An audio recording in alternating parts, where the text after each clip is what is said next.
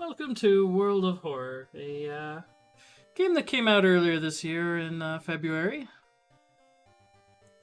It's definitely among the first things that probably stands out is the fact that by default it looks like an old Apple II game. All of the artwork, from what I understand, is drawn in MS Paint with a mouse and approximations of existing images used for reference. The soundtrack is also quite lovely. It's I love the way they handle the dithering, the audio. I've played quite a bit of this game and just loved everything about it. I do have complaints about it, but overall I would say this is fairly strong concept. It is still in early access, so it's not quite completed. There are still features that are being worked on and improved. Now, this is the options for the audio-visual. We can switch between 1 and 2-bit mode. I prefer 2-bit. We also have a large selection of palettes, with this being the standard. You can also mess around and see some that are a little bit more painful than others, and some are definitely fairly interesting in my opinion. This is among the more painful. This is very much a Virtual Boy sort of palette. Got Flesh here, Ripper. Archives is kind of a nice, subtle variant of standard where it's got just a slight off yellow. Or a yellowish off-white, rather.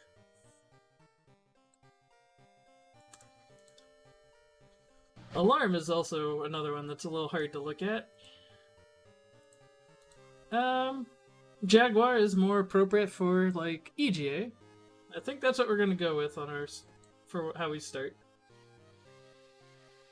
Actually, no, there's another palette that I like just a bit more. I thought this would be good, but Tides is really nice. Gonna go with Clue, actually. Mostly because I really like the reds that are involved. Now, some of the things that, when you first play this game, some of the things that are gonna come up are probably not the most intuitive. And yeah, we do have browns and beiges, and Clue.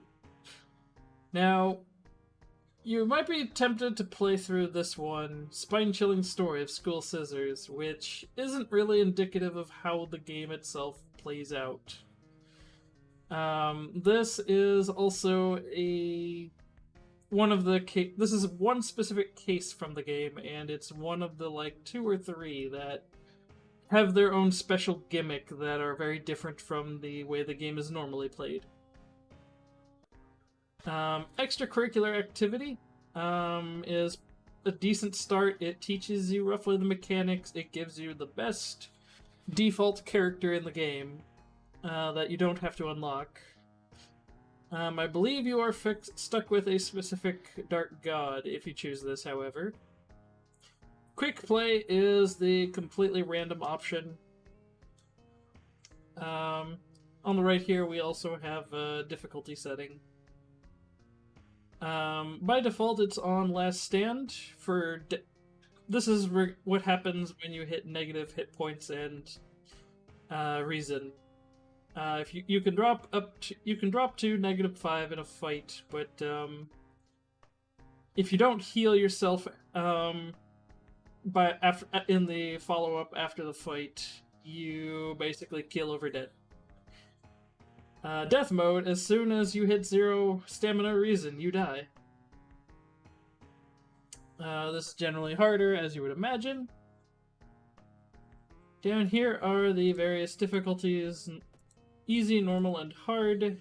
I mostly play on normal, but there is an achievement for beating the game on hard. There are extra events that are added and removed from the various decks based on what difficulty you have it set on. Now, we're going to be customizing the playthrough. Here we have the card store. We have the various unlocked decks that are available. I only have the core and the this little bonus deck, which just adds extra allies you can get in the game. There is some effort you have to put forth to unlocking these. This one with the mask down here is planned content that is not available. And as you can see, we have a charming gentleman here to sell us on these cards.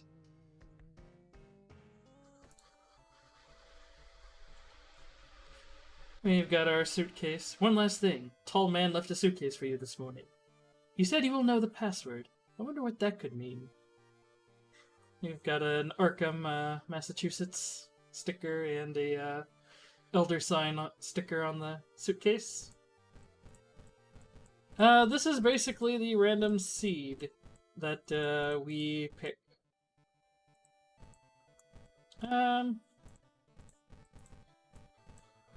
Because it's the first word that popped into my head,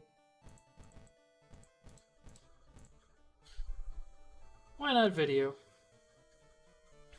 We can also just hit the random button, but let's try video.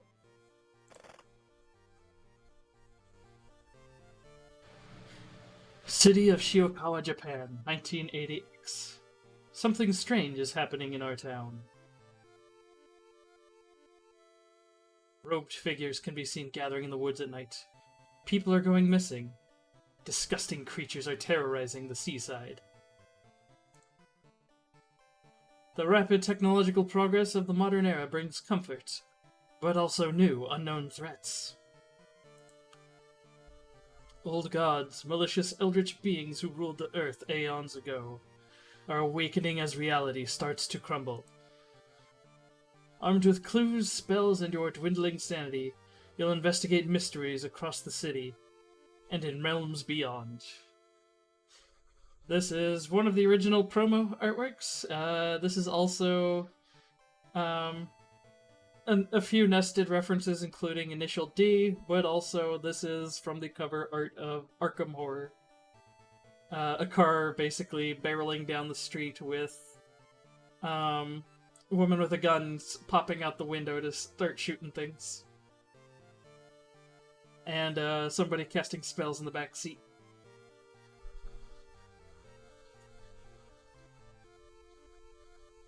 The Mystery Machine, I don't think, ever drifted on purpose without getting into a wreck. An old train slows down and stops at its last station. The end of the world is at hand, and you finally arrived in the doomed town.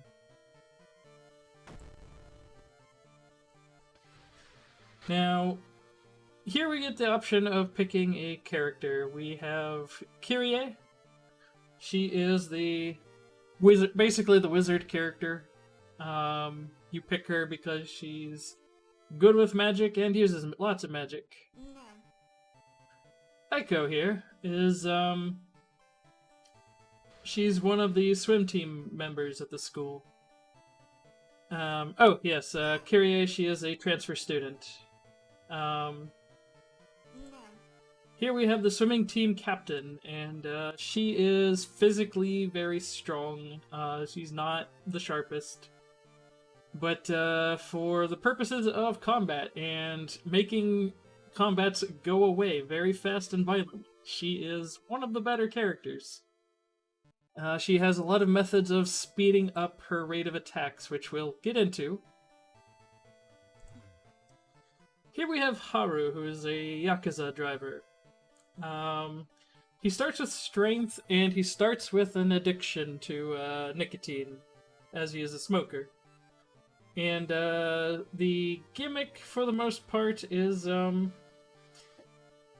he has a bunch of really strong options for hitting people with a pistol, as well as he basically has some of the highest possible damage output in the game. He unfortunately is one of the slower characters, which the benefit of smoking cigarettes is that your attack speed goes up, but only to the default of what Aiko starts with by default. Otherwise, you are at a penalty for attack speed, and that makes Haru actually kind of a challenge character.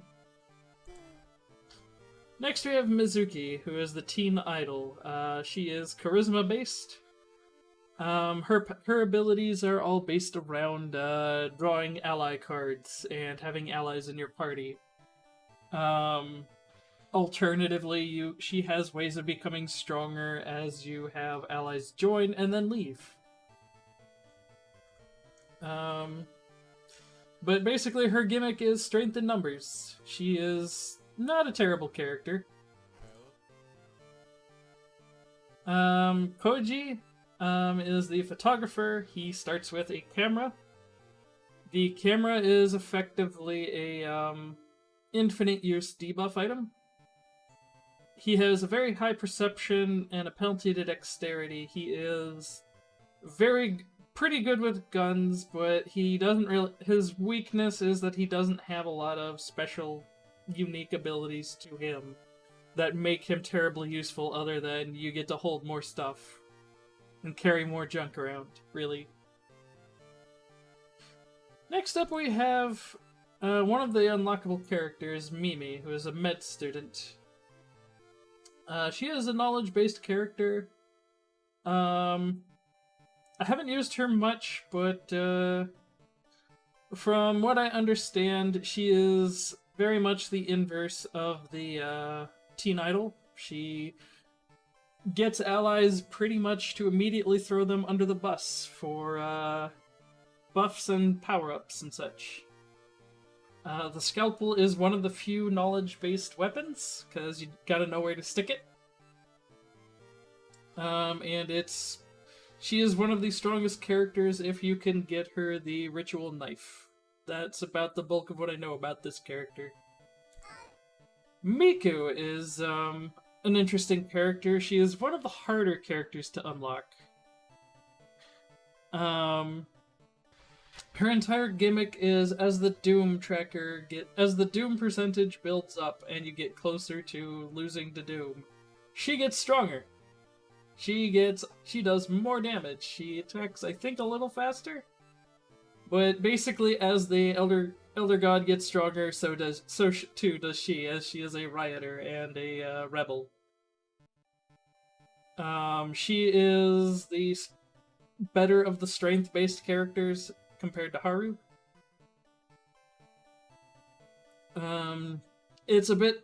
It's not easy massaging the numbers to make her truly effective, but she's an interesting option.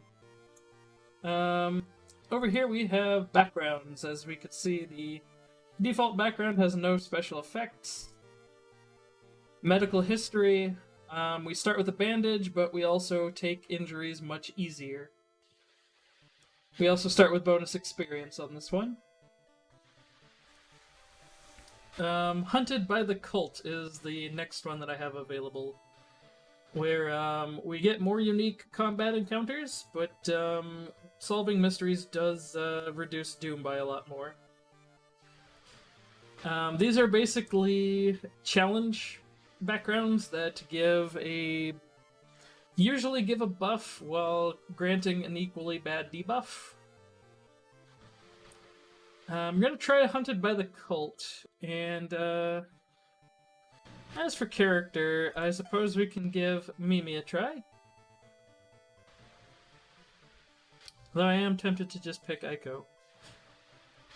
Just for that ridiculous combat bonus. Anyway. I forget what extra options are. Okay, extra options mostly is just determining how common are certain cards going to show up and whether or not to prioritize newly unlocked content. Anyway.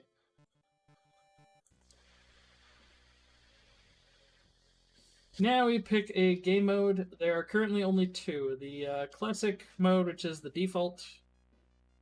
You solve 5 cases and then finish the game.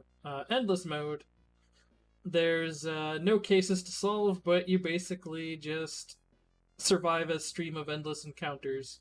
as long as you possibly can, as you are basically given Death of 1,000 Cuts. And the final mode, which isn't available yet, is a scenario mode, which is more or less what the initial game option was, where you just do one of the cases.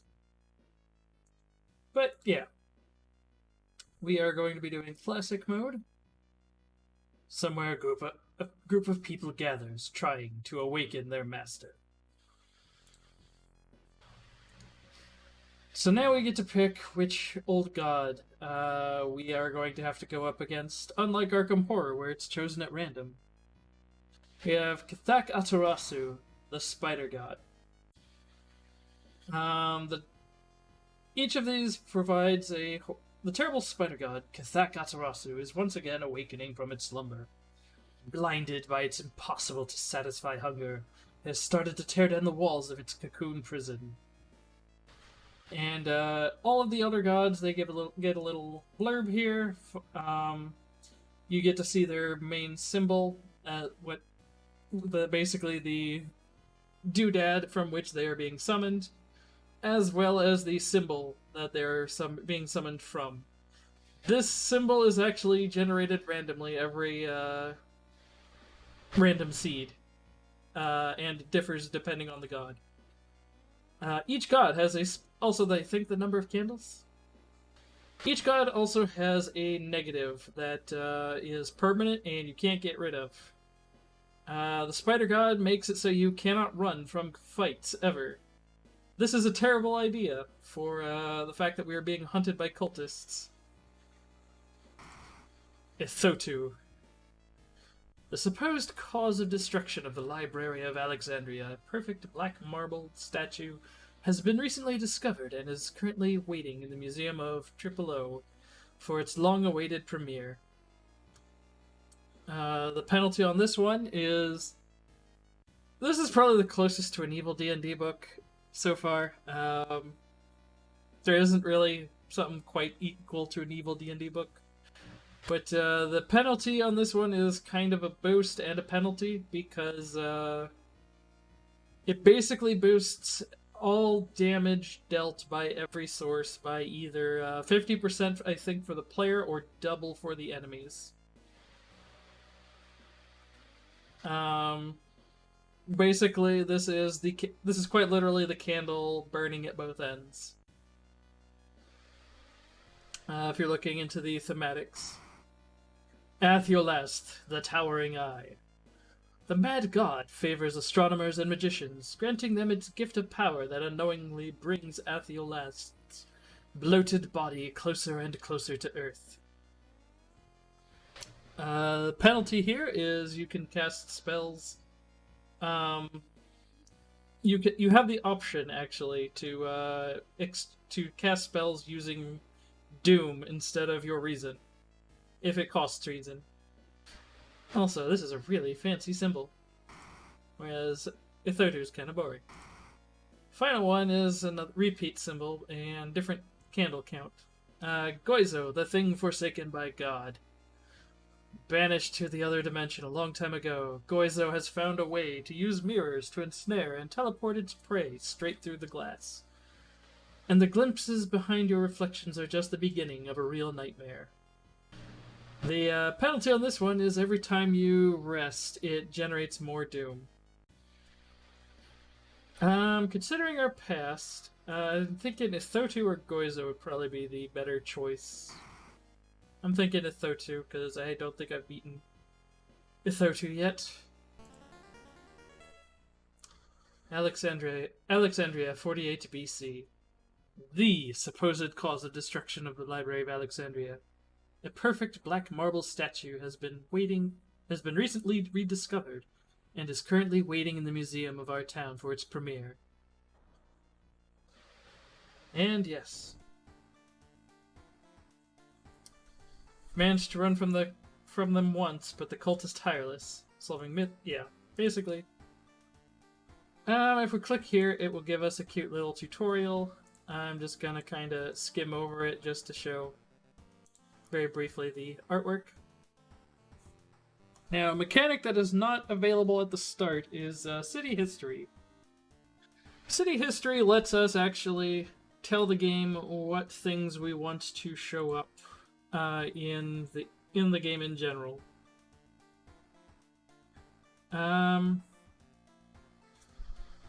Each of these has a different function. Not every location has multiple things to have show up.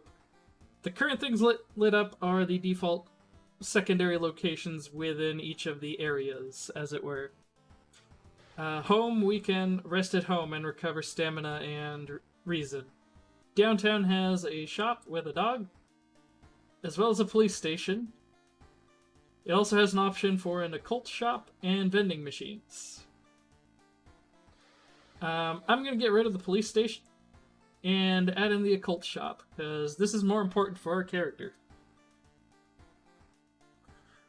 At the school, we have the schoolyard and the library.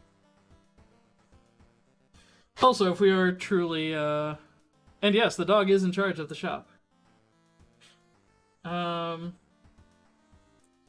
If we are insane, we can just turn all of these off and not have any of these options. This is a new one for me. I haven't really messed with the Witch's Tree before, but you get a curse and get a huge benefit in return.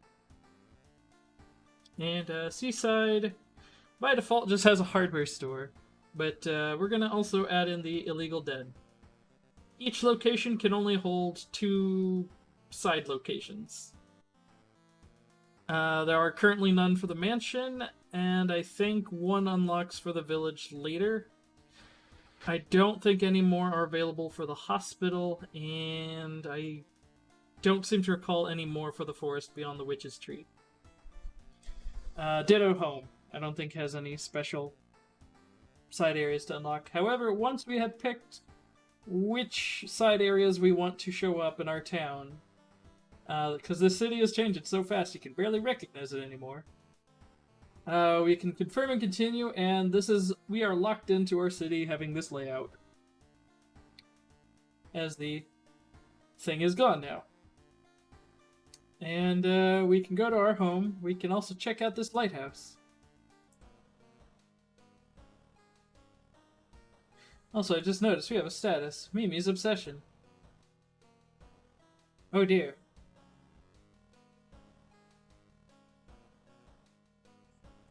I'm not entirely sure what this gimmick is. Like, what she's obsessing over, but, the ominous lighthouse has been closed down for longer than you can remember. If we try to enter, we find a very Silent Hill 2-esque set of locks. We need 5 keys to unlock this, and as we complete each case, we get a key. And this is basically the final dungeon, as it were.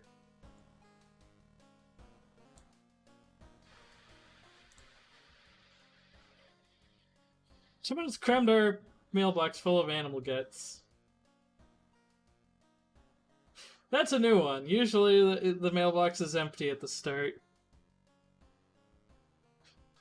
They know.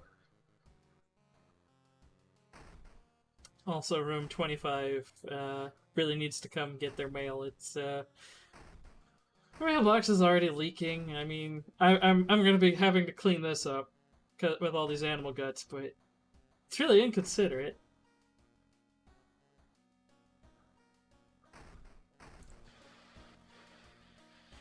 Back in your home, you think of your next move. Not currently investigating any weird mystery. Recent newspaper clippings are available in the next room, and should point me in the right direction. There are also things we can just interact with in the background. Like, apparently looking like it might rain outside. Light switch doesn't seem to do anything. Got the remains of a poster here. Got a little power outlet that we can charge stuff in. Can check out what's on TV. Ah, yes. Local dentist has been found guilty of implanting dog teeth on their human patients. Motive is currently unknown. We have a phone. We can dial in numbers. We have a VCR. We don't have any VHS tapes. You can turn the TV on and off. Let's see. Here's our bedroom. We can change outfits here. Got a nice movie poster here. Looks like we don't have all of our costumes unlocked. We do have a secret costume here. Surf! We have the good girl outfit. The nurse outfit. Tank top. Pop culture. Don't know what this one is. But I like surf. Also, something that is always worth mentioning for a run-through is up in this little toy up here. We find some money. This is here one time in the game.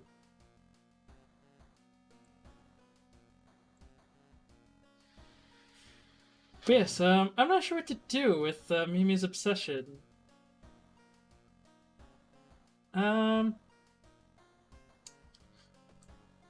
Another thing that's, let's see, we should probably equip the scalpel. It's, not great damage. It's somewhat fast. It's got an okay, not great chance to hit. It is keyed off knowledge, so as we dump more points into knowledge, this gets much stronger. We're not going to hang on to this for very long, though. You check out what's through the people. In particular. Just can see the rest of the apartments. I'm curious. Oh. Hi, friend. Someone is standing in the shadow, watching our door. I could assume the cultists, but... Oh. Hi there, friend. Probably just my imagination.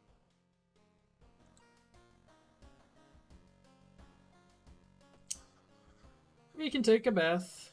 Now you can normally when you come in here, it gives you a point of stamina and reason. We are currently at our cap, however.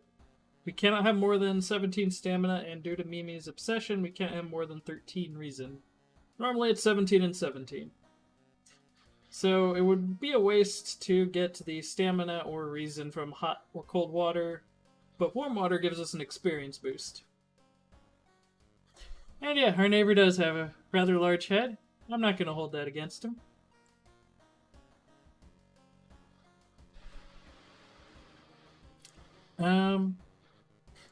We have storage here.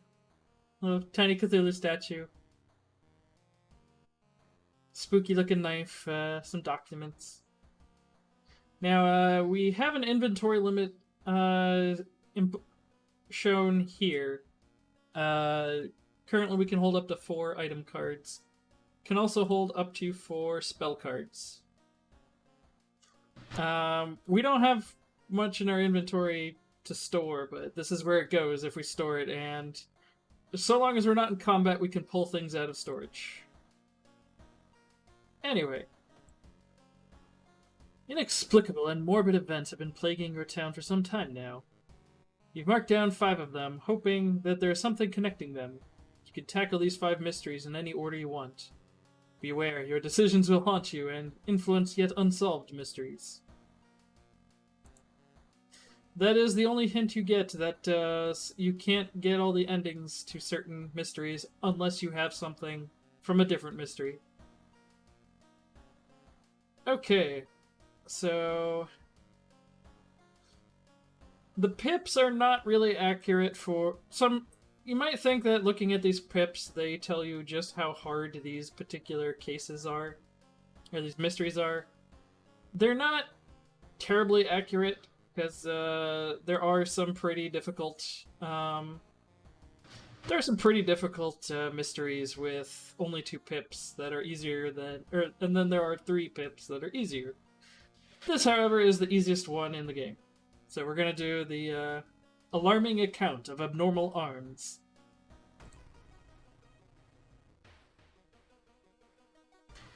I remember when it started. The woman next door was strangled to death in her bed, with no sign of forced entry. The killer was never found, and the apartment remained vacant.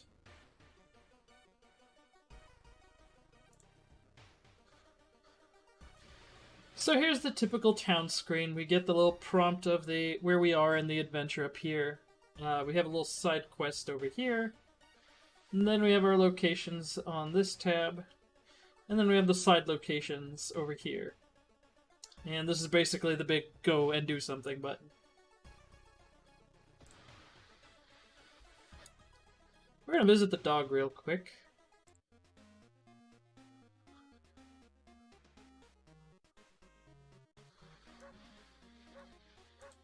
We can beep the dog's nose. Let's see. This is a pretty good early game. And yeah, the dog runs the store. Compass is a pretty strong item to start with on the grounds that it gives extra experience every time we go to a new location. Every time we investigate someplace. So we're gonna immediately equip this. We also want to hit up the occult shop with the spooky shopkeeper. Howdy. One ritual dagger, please. Actually, what else you got? It's not too bad. Small chance to negate reason loss. This thing, as long as it's equipped, you reduce doom, but you also reduce your max reason. We also have this little tiny toy cursed doll. We can use it to deal damage at the cost of some stamina. We are here for this dagger. Gimme, gimme, gimme. We're gonna sell the scalpel. And I think we're gonna work on the side quest and investigate the hospital twice. That's the school, not the hospital.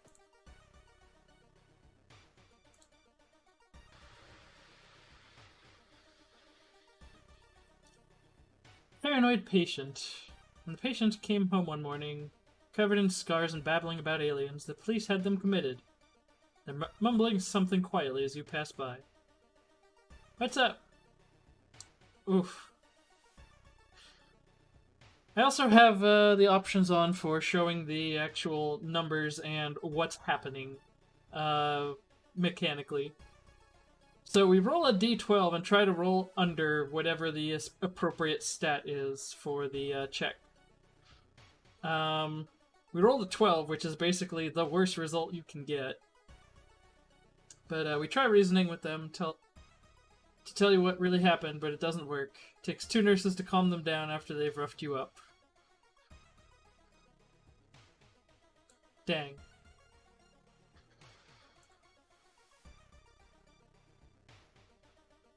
Mortuary blues. Find yourself in an old, unused part of the hospital. Take a deep breath. The disgusting smell of thawed remains still lingers in the room. It used to be the hospital's mortuary where doctors determined the causes of death. We could pull the cloth off the dissection table, search the cabinet, or check out the freezer. I'm thinking cabinet. There's always good things in cabinets. Something flashes in the corner of a dusty drawer. Too late, you realize it's a rusty scalpel blade and you cut yourself badly. We're getting pretty messed up. Anatomical Museum Archive displays a specimen with elongated arms and jellified bones. This is kind of screwed up, so we lose reason.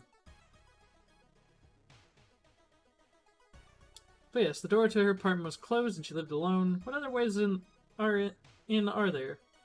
Maybe we could get the apartment plan to compare with the other flats. Let's check out the apartment building. And we're already exhausted. Start to take a toll on your health. Like you're about to fall asleep standing up. How do you address your weakened state? I don't have a strong feeling towards any of these, but Maybe a nap would be good. Gave us a point of reason and stamina back at the cost of a small bit of doom. World may be falling apart, but you really needed that. This is actually a fairly dangerous, or no, the apartments are a dangerous place to explore. The apartment is on the 3rd floor. There's no way somebody used the window to escape the murder scene.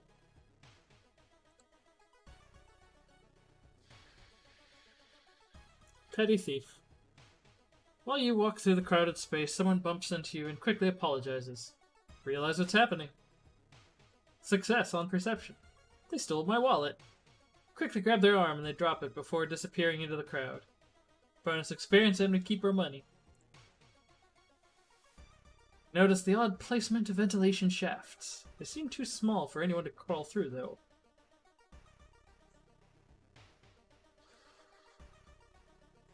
Yeah, just teeny little ventilation shaft. What's in the lobby? Uh-oh. Hidden cults. Dark forces scheme against you. You don't know who you can trust anymore. You gain a curse. Oh boy. Stalker. Mind curse. Someone is following you. So, one of the things about curses is, they never go away. I'm still not sure what to do about that. But, yes, curses never go away. You're stuck with them. Let's see. Let's investigate. You should interview the neighbors. Maybe you'll discover something the police missed.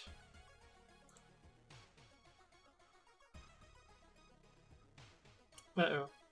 Unfinished painting. While looking around the ransacked room of your recently deceased friend, you discover a half-finished painting of a woman, her skin a ghastly pale yellow color. The scene is disturbing. You struggle to look at it. Not intimidated by the painting, it gives you a new insight into the madness that possessed your friend. Bonus experience. We're getting there. One neighbor is complaining about her underwear missing.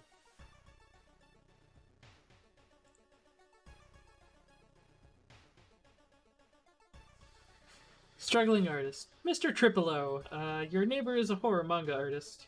He's struggling to come up with a satisfying ending for his newest story. We can share our experience. Let him come up with his own stuff. This is the super safe option. Or we could go, what's that picture? We've already got a lot of problems, and I know what this does, sorta. We've already got a stalker, we've got the cult coming after us. We don't need a third thing. Let's share our experience. So, incredible, he shouts in excitement. How do you come up with this stuff? Sensing this story will be a huge hit, he pays you a token of appreciation. You lose 15 experience, but you gain 2 funds. That is still quite strong. Second neighbor is complaining about weird noises coming from the vents when she's at home. You can see an eye in the slit there. My brain just stopped for a moment there. A thought occurs. Let's see what happens if we have some other students here, like Hikaru. Seem relaxed. Did you hear? There's a cliff nearby with strangely shaped holes. Ah, the fault with our cliffs. Hachi is taking his pen apart and putting it back together over and over. They look fine. Tripolo didn't do those drawings, then who did? Akita waves at you. They seem relaxed. How'd you do on your English exam?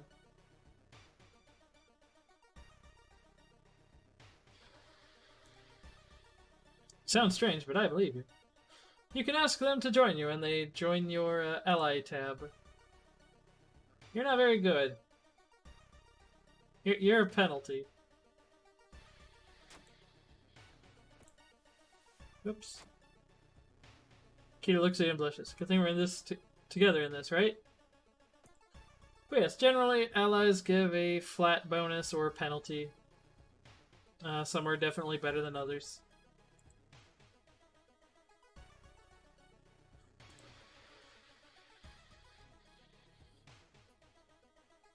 Hikaru will come with us, and she gives us a bonus to charisma.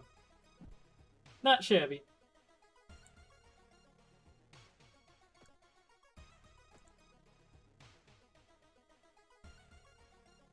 Let's check out the events. We also have our allies show up in the investigation. The museum started hanging up posters promoting the Greek art exhibition, unaware of the danger. The opening night may prove to be the last night for all of us. The Thotu is coming, and now you know the date. So each of the gods has a unique card that can be drawn. A few unique cards that can be drawn over the course of the mysteries. And this is a Thotus. It gives a bonus to... This is burning the candle at both ends. It is boosting our Doom tracker by 3%, but also boosting our experience to make us more likely to succeed. We are almost halfway to a level up. Let's check out the building. Let's check the building plan to find out if there is a place where all the vents connect.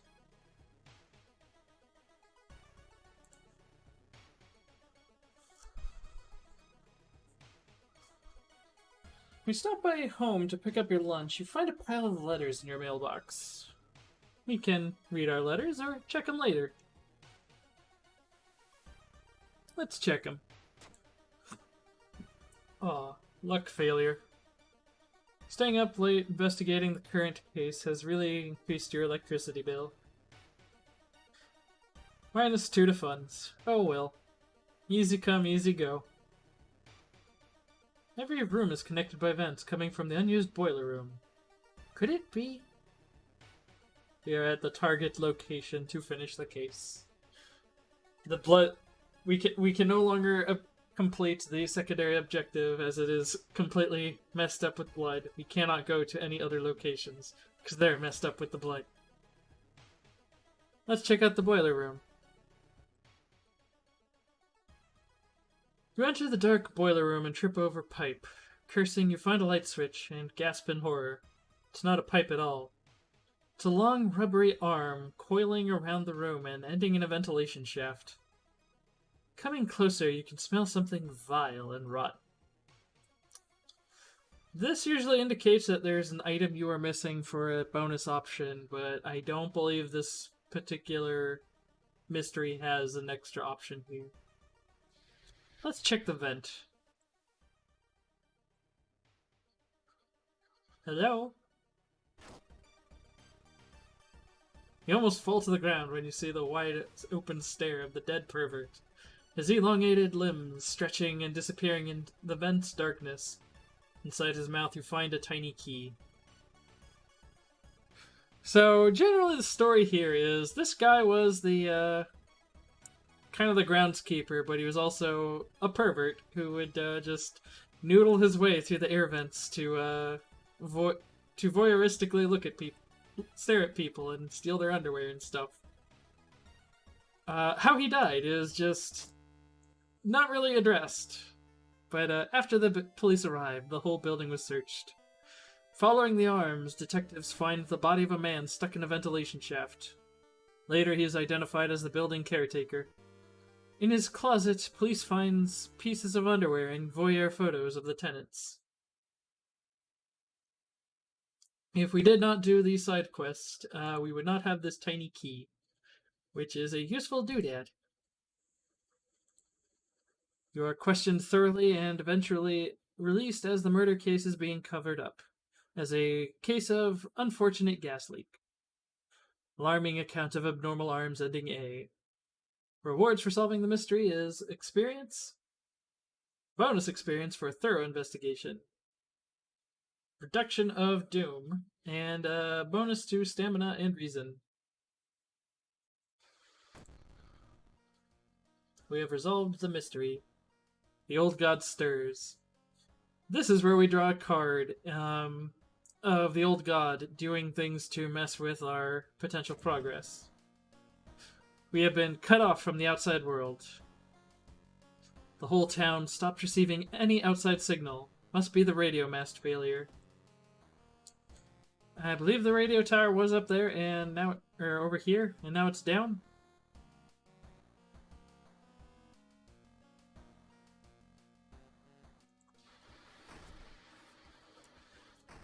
Inside your mailbox, you find a small key. What is it doing in there? And now we have a little key tracker up here. Also, I haven't gone over it. These trackers are for ammunition, for guns, and cigarettes. It's a nice day outside.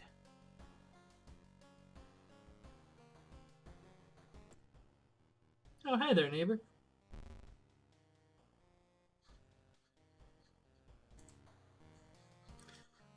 You can check on the TV, but there's no signal, and the phone's dead.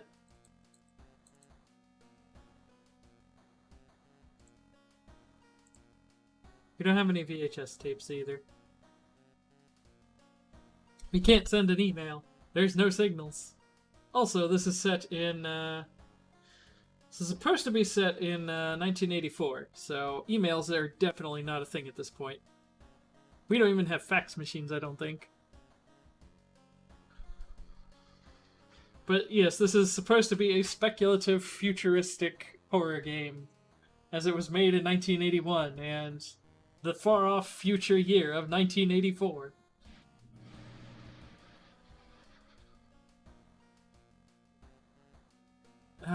Let's see. We could probably stand to take a shower. Let's go for that maxed out stamina.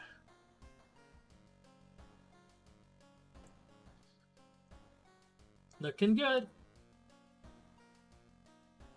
Also, you can tap the Z key to highlight everything on screen that can be clicked on.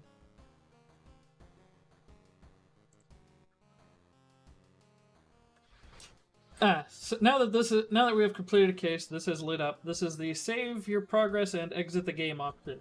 Never use this. It's broken. What it does is you save the game, and when you go to load it up, you are still missing any health or reason. Oh, poor Ozzy. He's quite upset. When you load up your game, any health and reason you were missing are still missing. You also lose all of your items. Any funds you are down, you are still down. Any spells you had are gone. Any items you have in your inventory and storage are gone.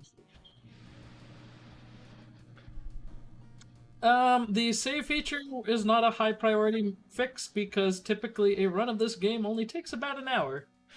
I'm going a little slow because I thought I would explain a lot of the what's going on here.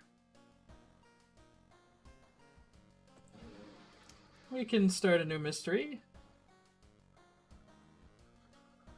So, well, it's not explicitly stated here. We have two that require us to be locked out of the town. Spine-chilling story of school scissors. We will not have access to the town or any facilities. Ditto the far-out fable of a fear festival. We can probably take on rotten report of a rancid ramen.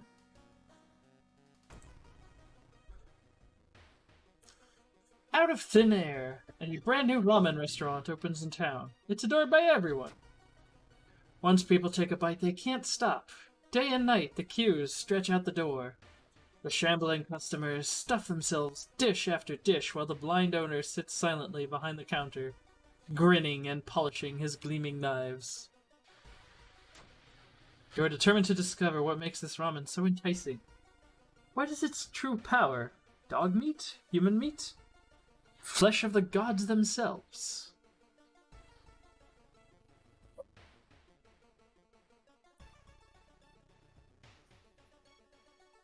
And the secondary objective is we have to discard 2 cards to complete the quest. Watching the local news, you spot a familiar street. It's a feature about the newest ramen shop. Food critic has a manic look as he describes the ramen. His description makes your stomach churn.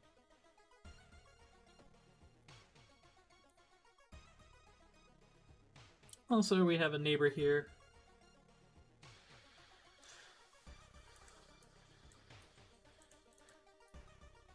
Can't do anything with that handle.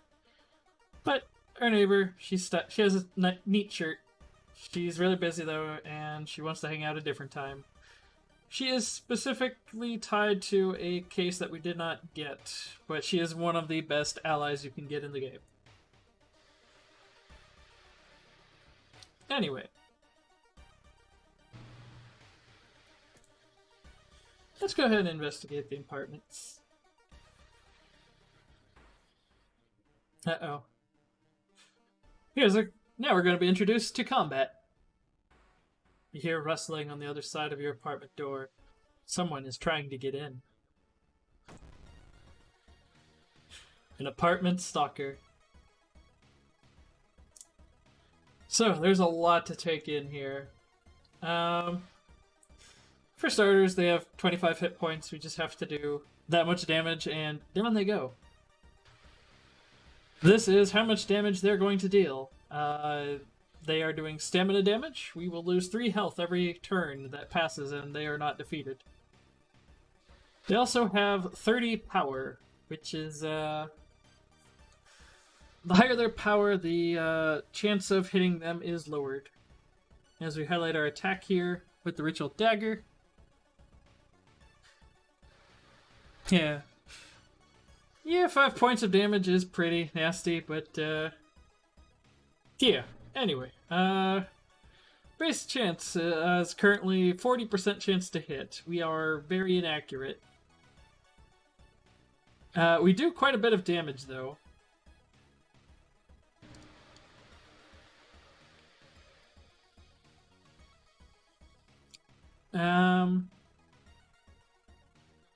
Let's see.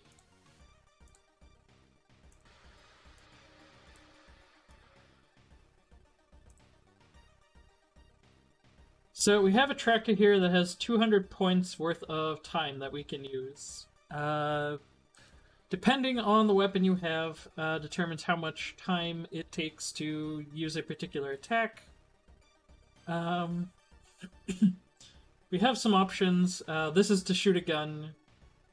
The attack boost costs 10 units, but increases your hit chance by 10%. Prepare your attack costs 40 time units, but gives a 100% hit chance on the following attack.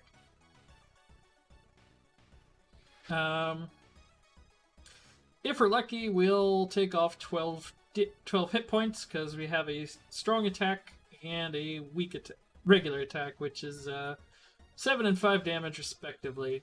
We also do have some other options, like look for some junk to hit them with. This is used in dire straits. We can get an ally to distract the enemy. This makes it so for the rest of the combat you attack faster. But if you fail, the ally just randomly dies. We can spend experience to increase our hit rate by 10% for the rest of the fight. This is the oh shit button. You hit this button and you get a huge boon, but it does require you to have less than 3 stamina or less than 3 reason.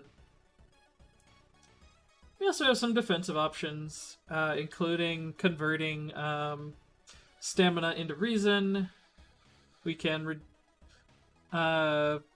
reduce damage by half, as well as ignoring any special bonuses to an attack. We can run.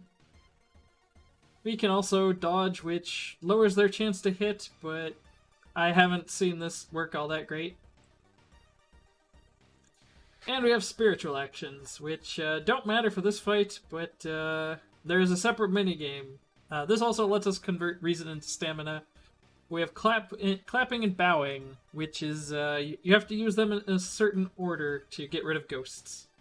This isn't a ghost. This is a person in a mask, and we're gonna hit them. We did hit them.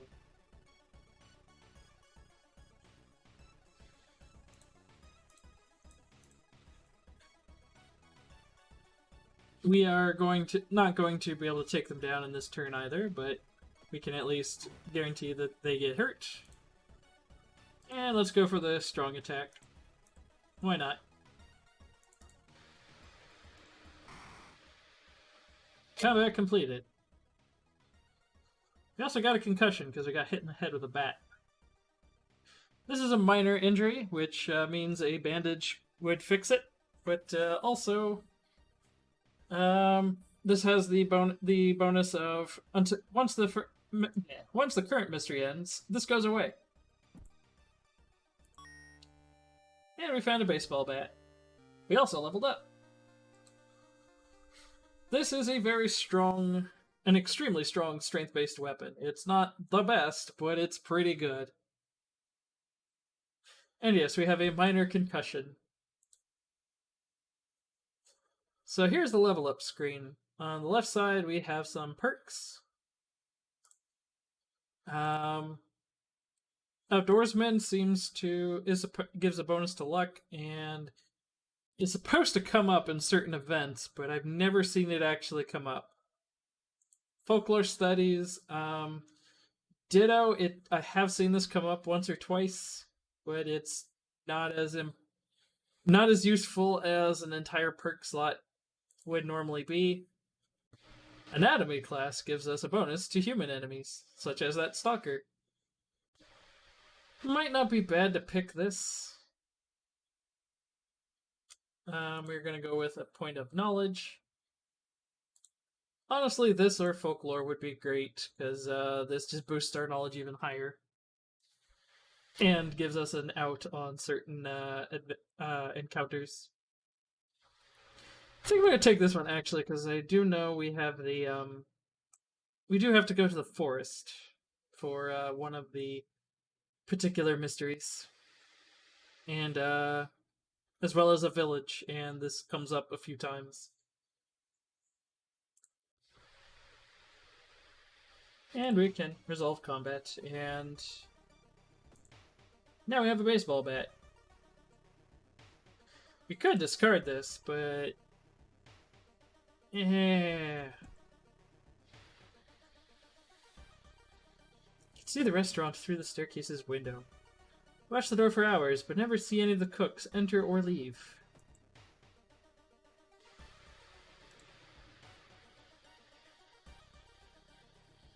A kind donation. You find an envelope lying on a pillow in your bedroom. Inside is cash and a note from someone who has been watching you. They wish you luck in your task and promise to meet you soon. Just how did this envelope end up in your bedroom? We got money, but lost a point of reason. Because, yeah, somebody got into our apartment and put an envelope on our pillow. Anyway, the only true way to investigate is to get into the restaurant yourself. I think we'll visit the dog shop after this. Oh no, it's raining blood. Woman jumps out of her apartment covered in gore. Between sobs, she tries to explain what happened. She was taking a shower when suddenly the shower head started spraying blood. A trail of blood leads into the dark apartment. We could check the bathroom, or we could try and calm her down. This sounds like a lot of hard labor. I think I'm gonna try and calm her down. Oof. Worst roll possible. Pretty good stat for charisma, though. When you touch her shoulder, she gets hysterical. Her reaction shocks you. You move away as more neighbors enter the corridor. Damage to reason. Let's check out what the dog's got. Ah, yeah, finally. Getting them dog treats. Okay, so You might be wondering why I bought that. Dog treats reduce the cost of items in all shops by 1. They stack. And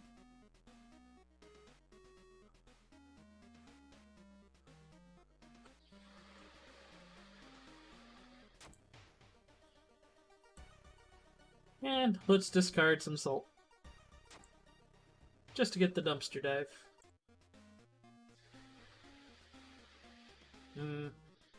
Want that other dog treats, but I should get something else to throw away.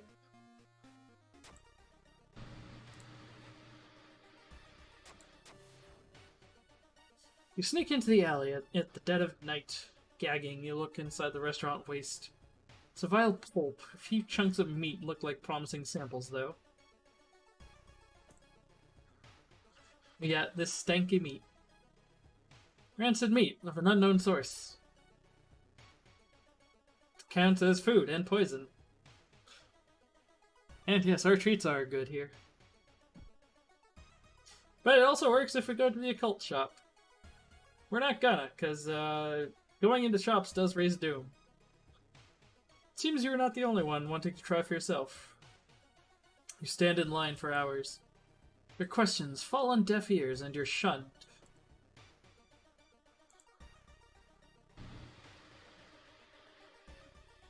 Yatsuhaka Mura. It's getting dark, and as you arrive at the cemetery, and shadows move in fantastic and unaccountable ways between the tombstones. Finding the right grave may prove to be a challenge, especially when you feel someone's gaze on your back. Let's keep looking. You quickly find the tombstone marked with red string. Under a stone you find a note someone left for you. Bonus experience. The smell around the restaurant is overpowering. Grease, rot, and... Is that blood you can smell? We're also getting some haunted game cartridge effects. Metro ride. Only metro line in your town connects to the university and the science complex. You could take a ride and to gain some time, but you've got a feeling something is wrong. Where are all the people? We could take a ride. We could walk. Let's be brave. Oh. Something is clearly wrong. There are no lights inside the metro car. And all you can see are countless handprints pressed onto the windows. Yeah, it's going to take us for a ride. We're gonna bail, though. It's finally your turn to order. 1 ramen, please. The owner's grin widens.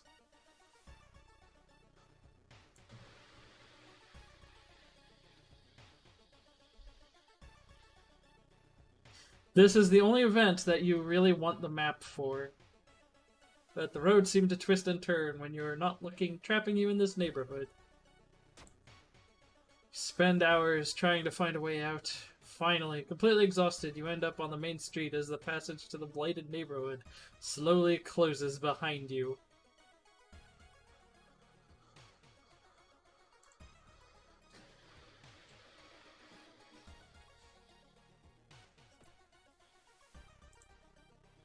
Just checking on our obsession.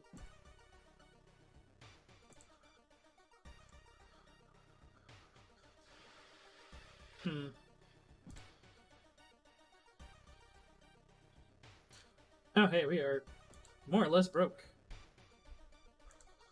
Now's a good time to sell this bat. Goodbye, bat. Let's check in here real quick. Ooh, we got a ritual robe. Nice.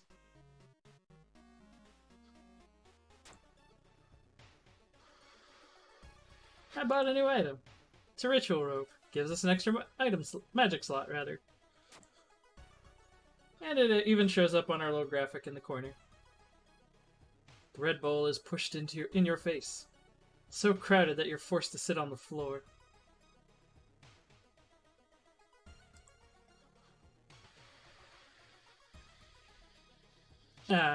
So this is an event that usually only comes up if you have a single fund. Bad time to be out of cash, says the grim-looking man who's standing in your way. Our company, fortunately, specializes in cases like yours. We'll gladly help you get back on track. After all, takes a step closer. You can swear there's a faint smell of rust around the man. Everyone has something to sell. We can sell a jar of blood, a fondest memory, or peace of mind. I'm thinking peace of mind, just because, mostly because I don't feel like giving up any more reason or stamina. Man smiles, handing you an envelope. You feel like you've made a huge mistake. 5% doom and plus 2 funds.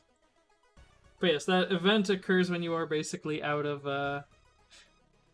money, and it's just a random event.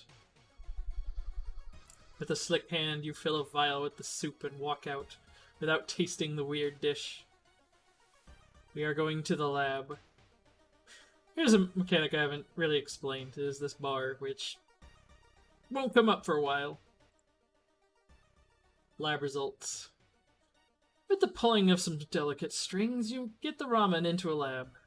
While handing over the gathered material, you hesitate. What should you send to the laboratory? Now, this is a fascinating mystery on the grounds that these give very different stories depending on which we give. Like, this one is very supernatural. This one is pretty realistic. But I think we're going to give him the vial and the meat. You look at the charts and cannot believe your eyes. While the standard test didn't detect anything weird, adding drops of human blood revealed something horrible. Whatever this thing is made of, it's alive, beating a soft pulse against the glass. Your friend leaves you with the papers, muttering an excuse and preparing to flee town on the next train. Prepared for a fight, you march down to the restaurant. However, you find no eldritch horror to duel. Instead, you're shocked to find nothing but a gap in the street. You ignore the distraught customers still lining up where they remember the entrance. Investigating the grounds, you see something glisten where the kitchen used to be. Cautiously, you look at the chunk of meat, and then jump back with a yell as it flexes. It opens a weary eye, grins, and wanders off on stubby black claws. You walk home, shaken. In your head, you hear the weird ramen breathing in its bowl. You only stop to throw up in the street. Rotten report of rented ramen, ending A. Have a good one, Adcon.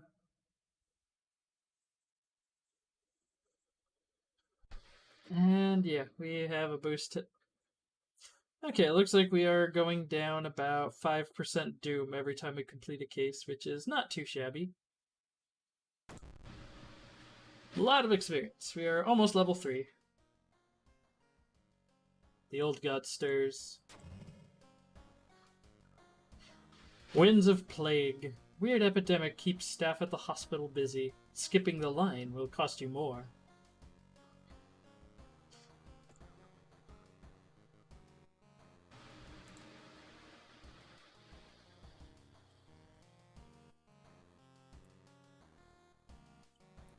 Sorry, just checking on something real quick.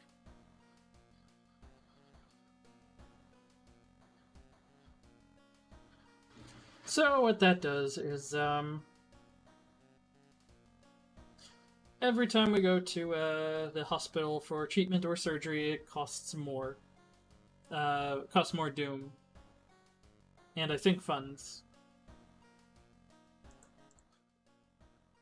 Inside your mailbox, you find a small key. What is it doing in there?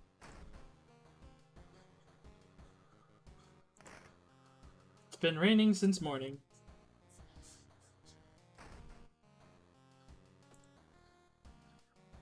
Also, we could take this time to actually go back to the lighthouse. Now we have 2 keys.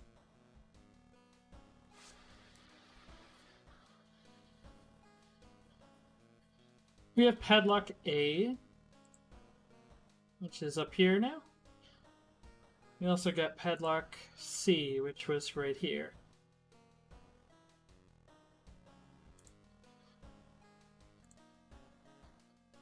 Let's head over to our home. Mailbox is empty, no animal guts. That's good. We haven't actually encountered any cultists yet. I'm a little surprised. I'm sure I'm jinxing it by saying that, but... Oh, hi, neighbor.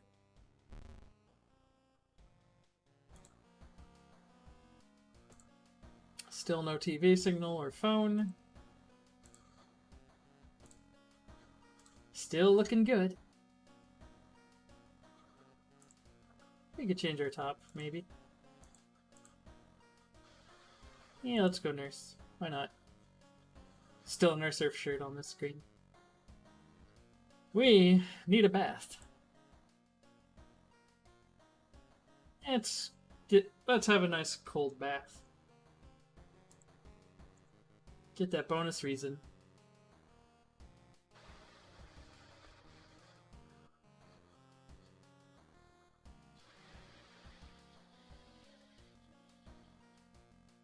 Okay, yeah, I think that's all I was gonna do.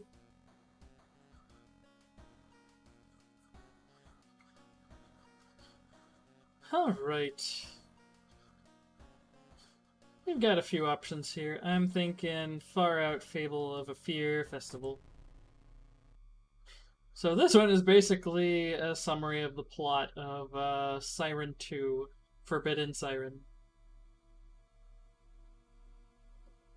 Your aunt had sent you a letter inviting you for a curious-sounding festival. It's held every 27 years in a small village. Don't like the sound of it, but your parents both agree you need a break from all the stress. Inside the letter, there's a bus ticket. What's the worst? What's the worst that could happen? You ask yourself as you board the bus.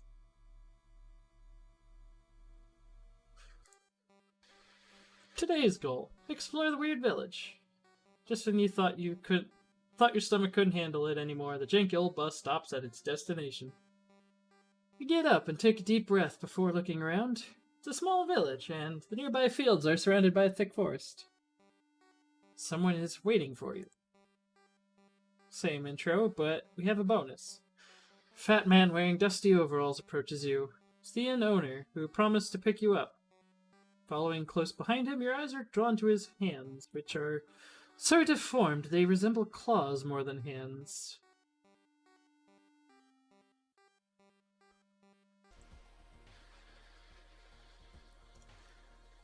Your group has arrived. So the gimmick of this one is we have a new map entirely to work with. And to progress, we have to do things that advance the clock. Like wait, or explore the weird village. As you learn about the terrible secrets of the village, more actions will unlock.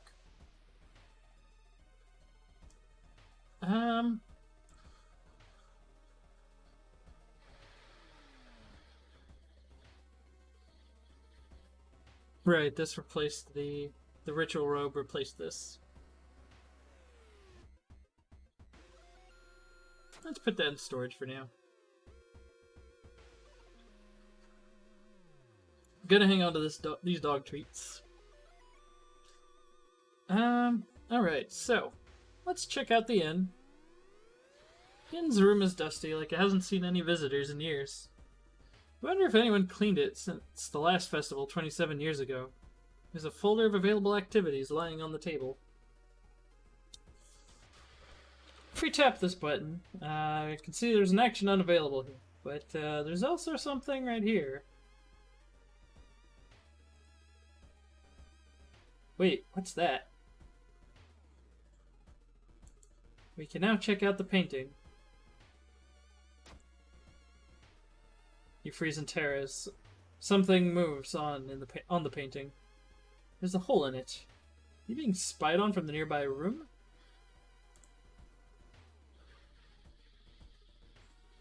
We can now check out the staff-only area. Also, the festival has started, so we can enjoy the festival if we want. But we're gonna check out the inn. Worried and furious about the hole in the wall, you enter the inn from the back, trying to find the room that connects with yours. Think you finally found it, you enter, and scream. The perverted innkeeper. He must have seen too much.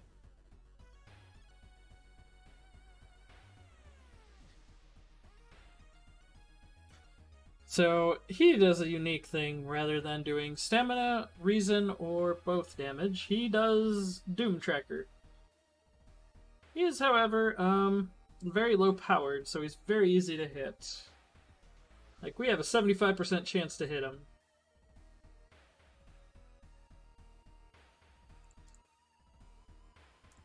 Like, we can absolutely,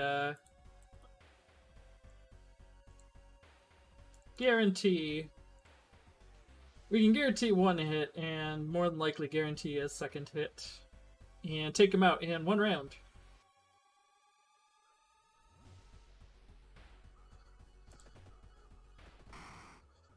And down he goes. And we found a Karukosa mask.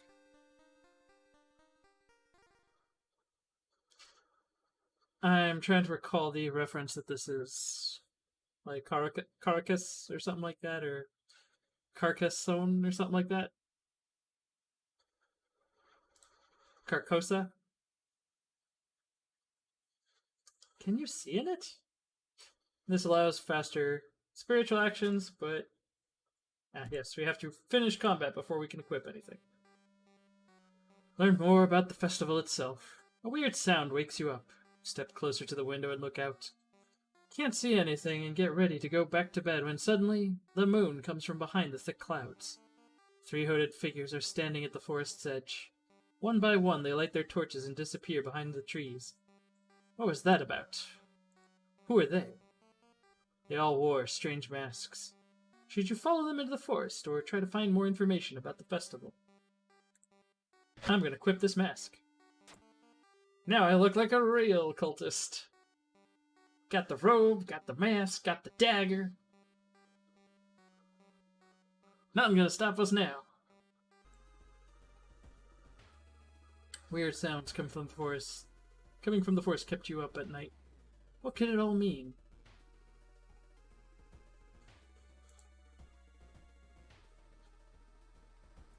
Strange markings. Sudden storm forces you to find shelter in a nearby cave. Looking around, you discover strange markings on the cave's walls. Let's decipher them. You recognize the strange symbols and connect them to the horrors plaguing your town. We are so close to a level up.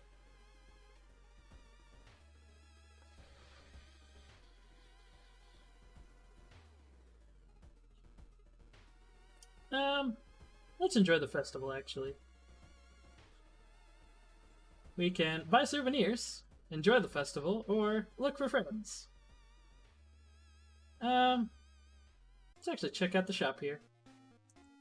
Oh, we can't boop his nose. But, here we got some pretty interesting items.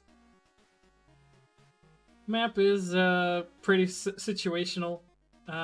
Weirdly, this does not affect, despite this map draws entirely from the village and forest decks for, events. It doesn't count for the map. These lucky earrings are also really strong. Prayer beads, not really necessary. I think I'm gonna get the lucky earrings. Something is watching you from behind the trees.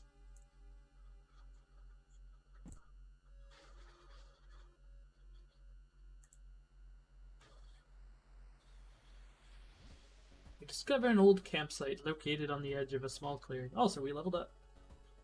The tent has been knocked down and the food and utensils have been scattered everywhere. Check the tent. Investigate the ground for clues, or ignore the tent. I don't remember all of the outcomes of this particular event, so I'm gonna go with the middle one. Footprints and tracks suggest a fight. The owner of the tent must have been dragged by 2 unknown attackers into the woods. before we get to that, let's level up. Getting damaged in combat grants a small experience bonus. Sounds better than it is, because this game is either very combat heavy or very scarce. So far it's been scarce.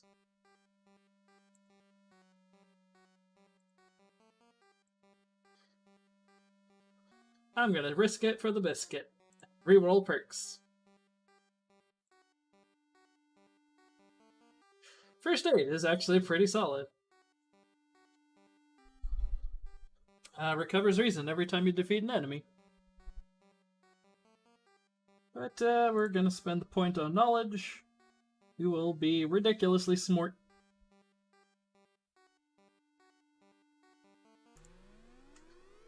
Each character does also have unique perks. This is one of hers. Villagers seem to follow your every step here.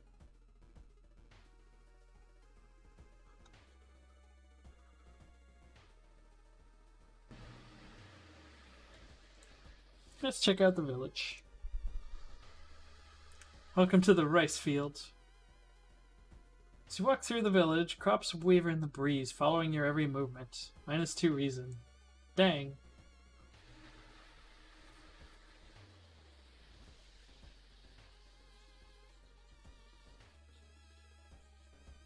It occurs to me, I don't think I can get to my storage while I'm here.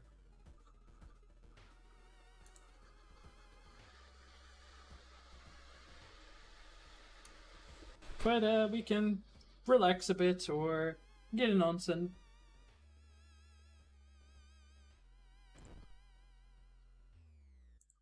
Gives a bunch of stamina. Why is it so quiet all of a sudden? A little bit of a typo there. We can explore the festival. Is that blood? Where is everybody?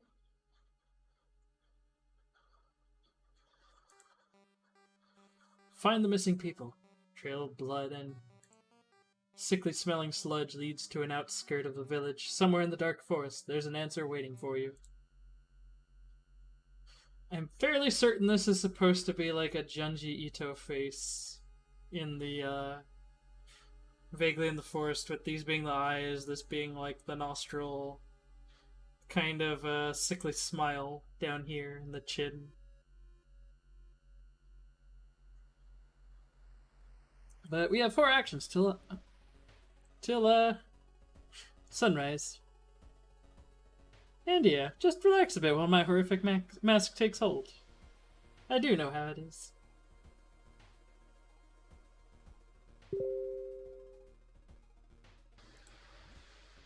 Pardon?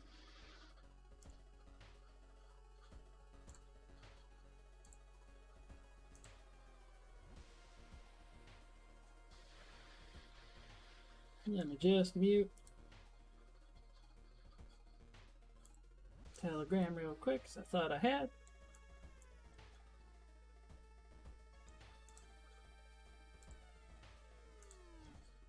We do not have a camera, but wandering through the woods, we discover these strange carvings.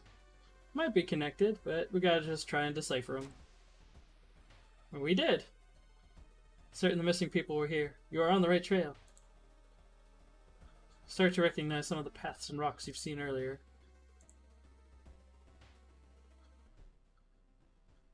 You barely dodge a knife swing and fall to the ground. Short-haired woman giggles and takes a step back. You can run from us, but you won't hide, friend. Cultist Hunter A. Well then. So I have a small bonus to hit.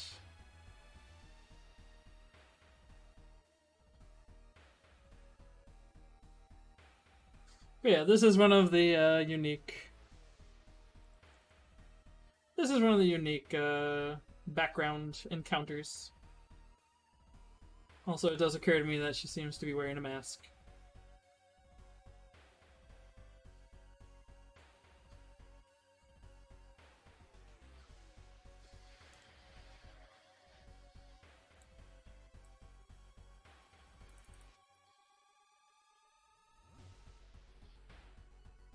Yeah, I can just guarantee 2 strong attacks. She's gonna get a good stab in on me. Not that it's gonna matter. She's done.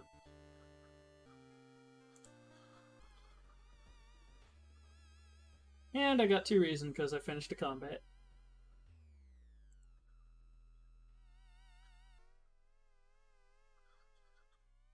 Shape shimmers beneath the surface. With splashy sound, something emerges from the murky depths.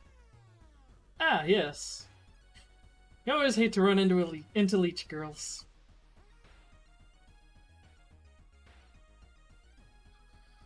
Never a healthy thing to run into. And we can actually take her out in 1 round. Due to the time unit reduction we've got from a ridiculous knowledge bonus.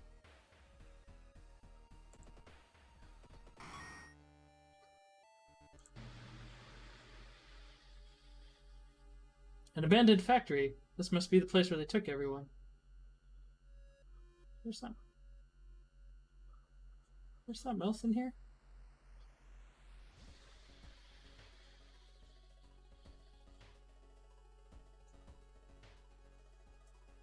Where was that?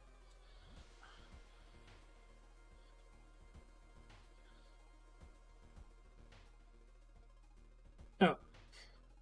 Doesn't show the button, but we could still click the explore the forest. That's something that they've got to deal with. It seems like it might be a community festival taken a little too far. While exploring the factory, you are caught by masked people you've seen from the inn's window. Tied up, they bring you to the cult leader. We knew you would come, you hear a raspy voice. Your aunt's voice. Coming from behind the priest's weird mask. She signals towards the door behind him. Our master is waiting for a final blood sacrifice. Struggle. I mean, that's a lot of blood. I don't know. Well, this does seem like it's probably just getting out of hand. I mean, there is this Elder God thing.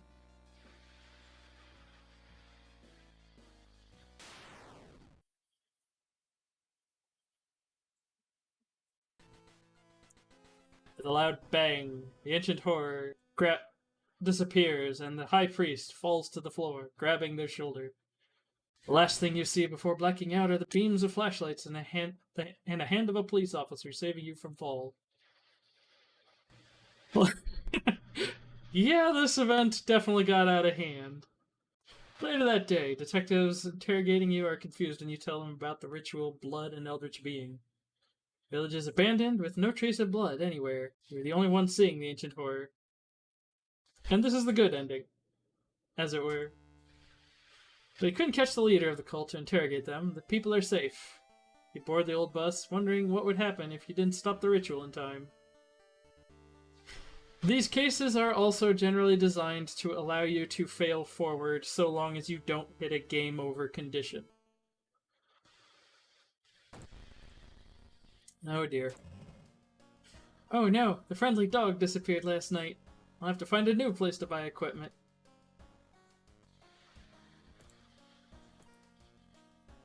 We're doing okay on Doom, and we're doing really well on Stamina and Reason. Let's take the key. Another day begins. Howdy. Let's take a shower. Oh, but let's use hot water for extra stamina. Let's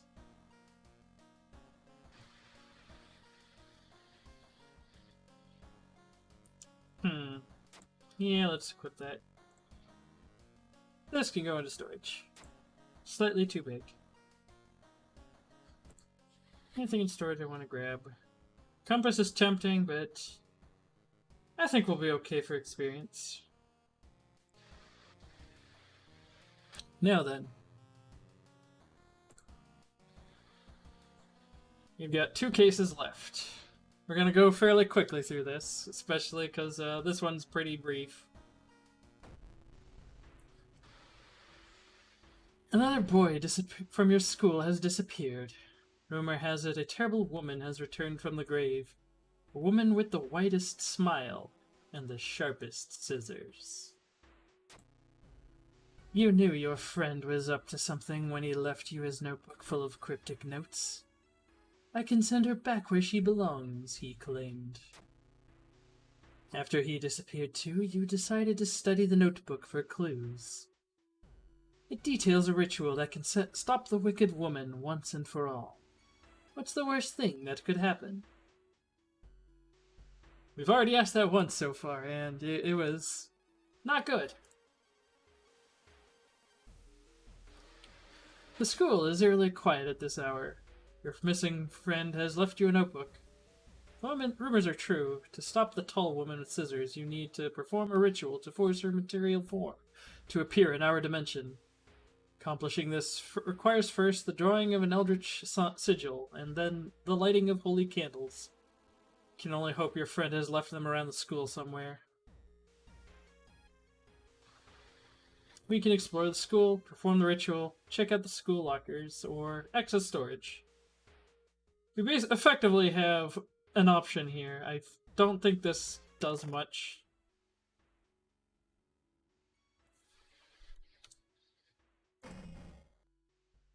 What's that?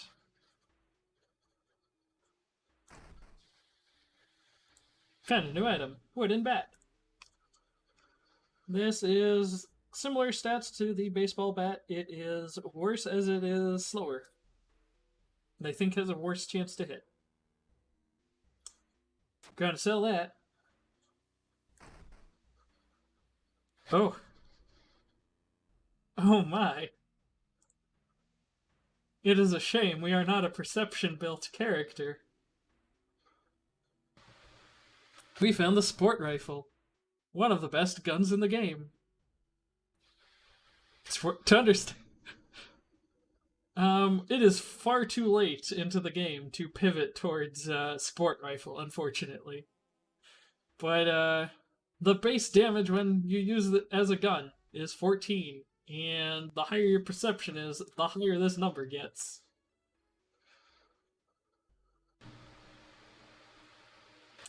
Came with only 2 bullets, is another reason we are not going to pivot towards it.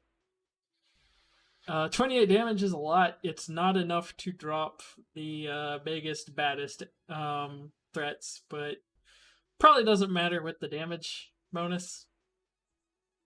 Anyway, we are going to be set for funds.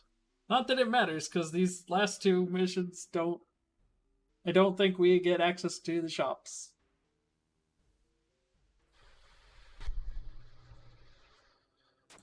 Oh well. Also, that is what the tiny key that we got earlier is. One of the things it is for is getting this locker open, and usually something's good's inside.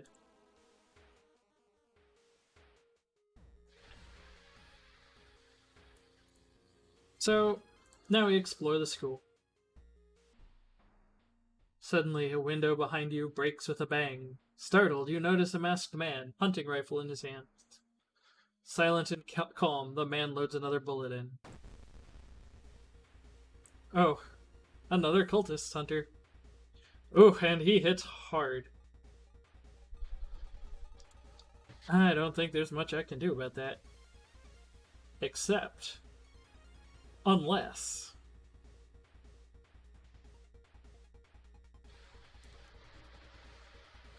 I can get off 4 attacks in 1 round.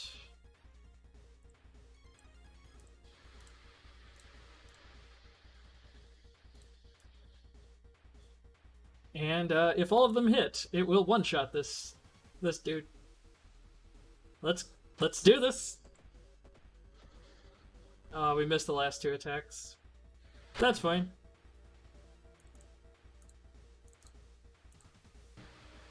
May have taken a huge put a big pothole in us. Hunting rifle. We are just swimming in guns. I think this one is better, other than it's slower. Does more damage on a gunshot, but it is slower, has worse chances of hitting, and better weapon hitting damage. Also $5. We are absurdly wealthy at this point. We have not found the blessed chalk or the holy candles. Feel like something horrible is happening within the school. You must hurry and find those items.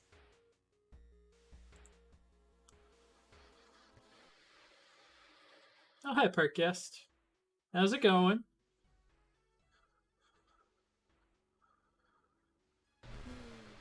What's up?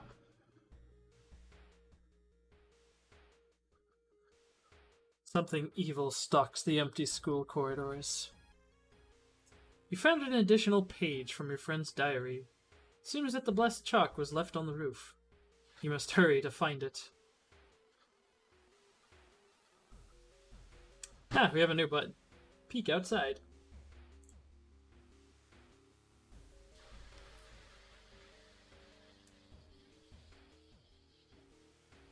Hi there, friend.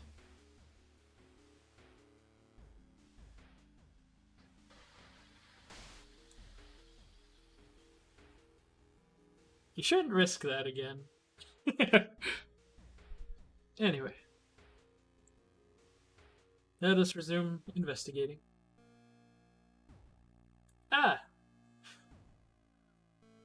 Reference to a really infamous horror manga by the same title, Drifting Classroom.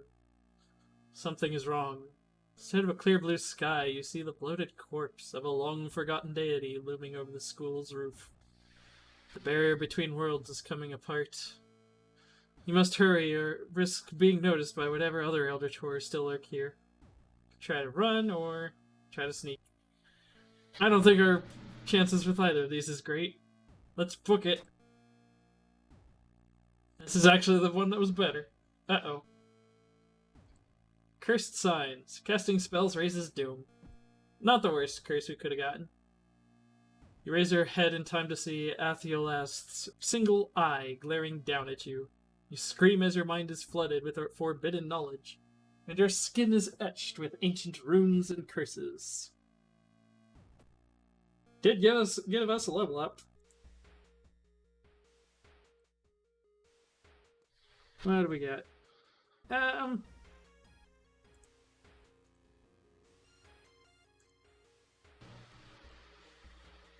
Quick thinking, I believe, has more potential to come up. And let's get more knowledge. Plus, it'll get us at least a reasonable roll for dexterity.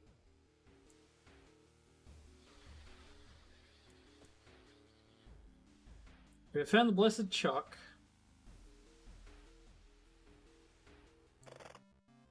Oh, yes. Forgot to check storage, because we need the friend's diary. It just occurred to me. We need a specific sigil. Strange tall woman has been following me all day. I must hurry up. I was acting strange. I need to talk with her after class. Hope she didn't attempt the ritual herself. Pin the candles in one of the classrooms. Tomorrow I will try to perform the ritual. Okay, so kind of a line with two circles and an upside down pentacle.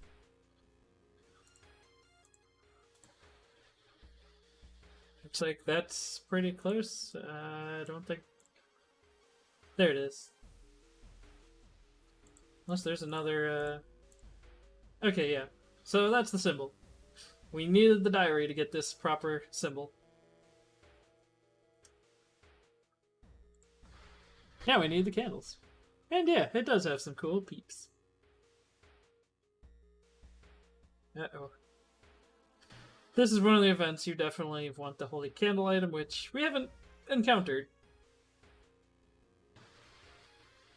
You enter the school bathroom to wash your face with cold water. Sudden noise behind you stops you in your tracks.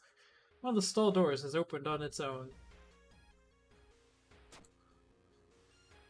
You might be paranoid, but there's no way you're risking an encounter with a ghost here. The sound of scissors is getting louder. You must hurry. Gotta find them candles.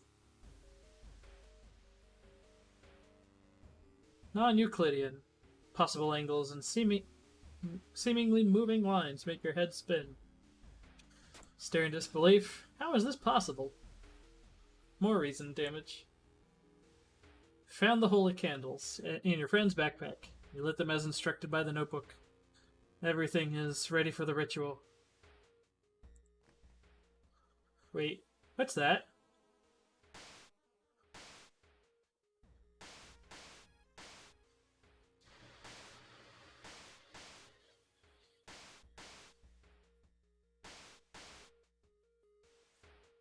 You take a step back as a writhing, amorphous mass slowly takes shape. Soon it becomes a tall, woman-like creature with 3 faces, all connected by a wide smile. Now it is your chance to fight and defeat this horror. It is also your only chance.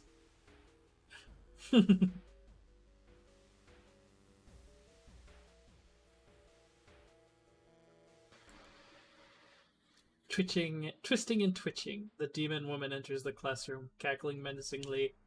Am I beautiful? So, she hits hard. Her power is not too unreasonable, but it is enough to be an annoyance.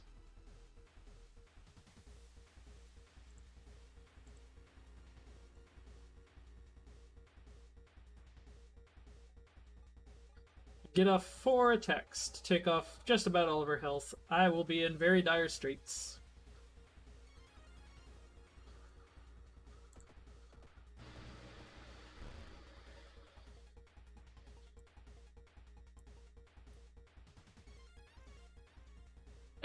Either way, she's done.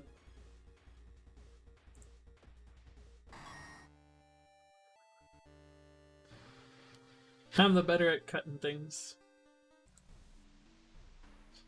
Ancient horror lies dead on the classroom floor, slowly dissolving into nothingness. Find your friend, gravely wounded but alive. You help him and limp away from the school as the police sirens get louder.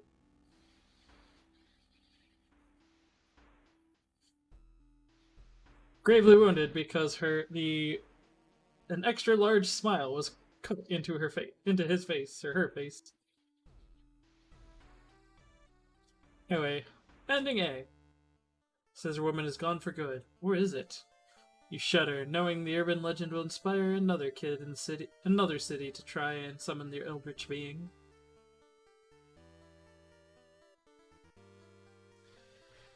Do recover quite a bit. Got 2 reasons for finishing the combat, but also more reason. Oh god, stirs. Piss. One of the worst things that could have happened. Something's wrong with the tap water. It is black and oily and glistening, smelling like death. We hope it's just a temporary issue. So what that does is we can no longer use the bath here. Still didn't fix the water problem. It is black and oily and glistening. No way you're gonna wash yourself in that. So we wash ourselves with bottled water. Alright. Hi, neighbor.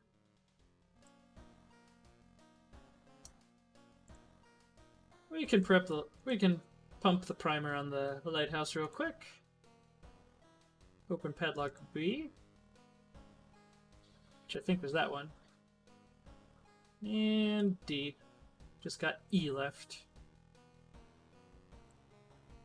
Can't enter yet because there's a padlock. Alright.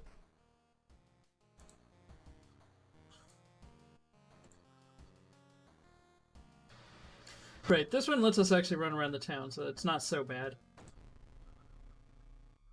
The bizarre brute of the blood-curdling botanist.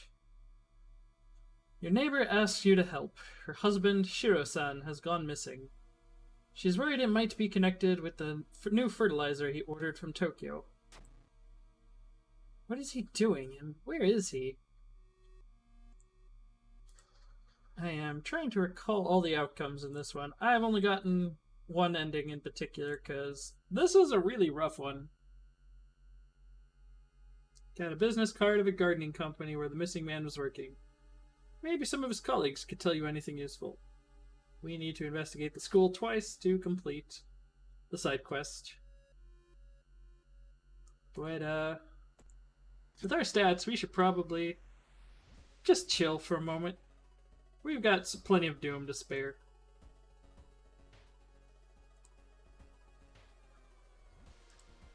And rest twice.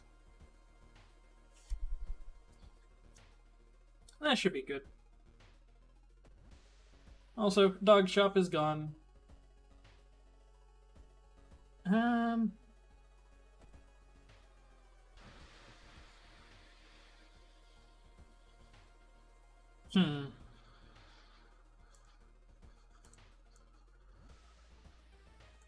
Trying to recall.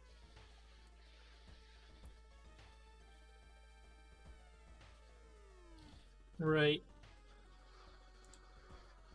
So, yeah, this one is pretty tough. Let's do the side quest. Makes things tougher, but let's see. You carefully enter the biology classroom. The room seemed empty at first until you switched the lights on. You gasp in horror. Lying in a pool of blood is one of the teachers with the fruit knife in their hand. There's a jar of formaldehyde on the nearest table. Mesmerized by the spiral pattern on the sea creature's skin, you step over the dead body and come closer. And then the voices start. The forgotten specimen.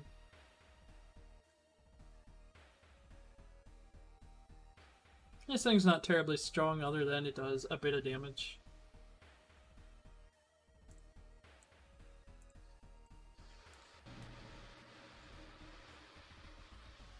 Actually, how many attacks can we get just mashing? 5 attacks! With an 80% hit chance, I think that's, pretty reasonable.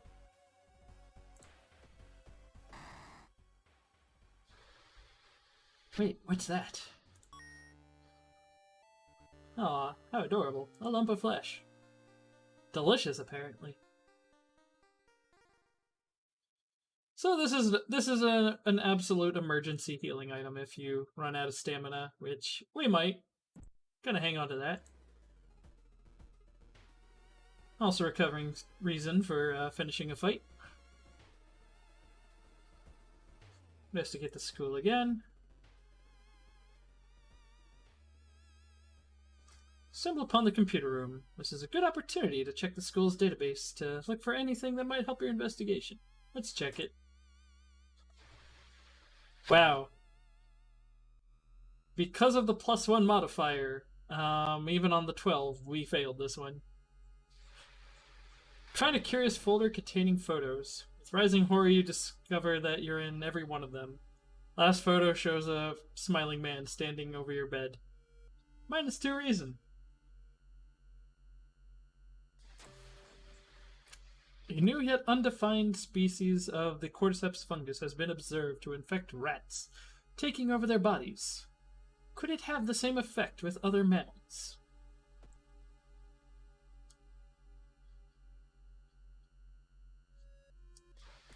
I'm gonna take another nap. It's fine. It's fine. Don't worry about it.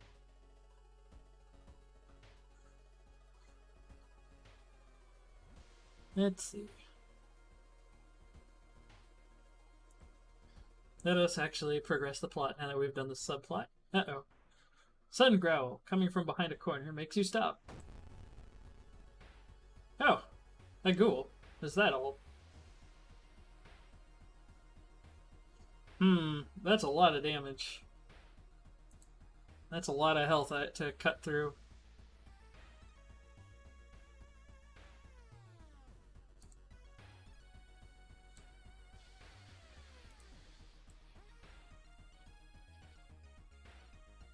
Let's tenderize it.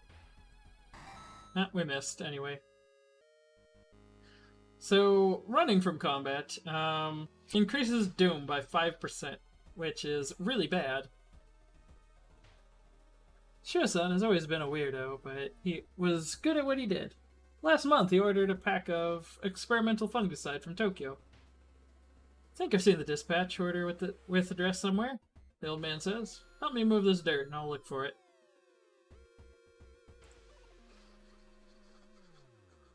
Wonder why I needed the fungicide. When you enter a metro car, you notice an oddly shaped package on the seat opposite you. It's marked with your name. You reach for the package, but hesitate. An icy feeling settling into the pit of your stomach. Well, of course you want to see what's in the box. We failed that dexterity roll really badly. It's not until you've unwrapped it that you understand what it is. Shocked, you let it fall to the floor from your bloodied hands.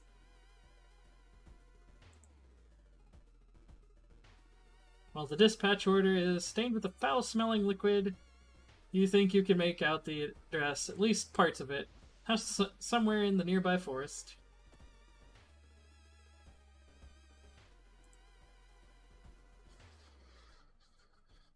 You try to lose the masked man that has been following you the whole morning. Eventually find yourself in a dead end. Looking for a way out, you hear a branch snapping behind you. Ah, another cultist. Oh, buddy.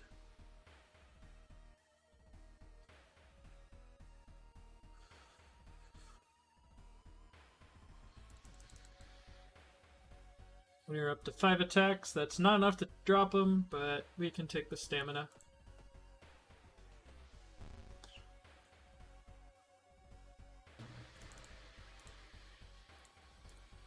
And he's done.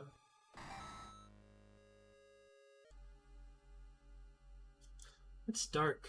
I don't remember the trees growing so close to each other. We have a grid to explore now. Where is that gardener?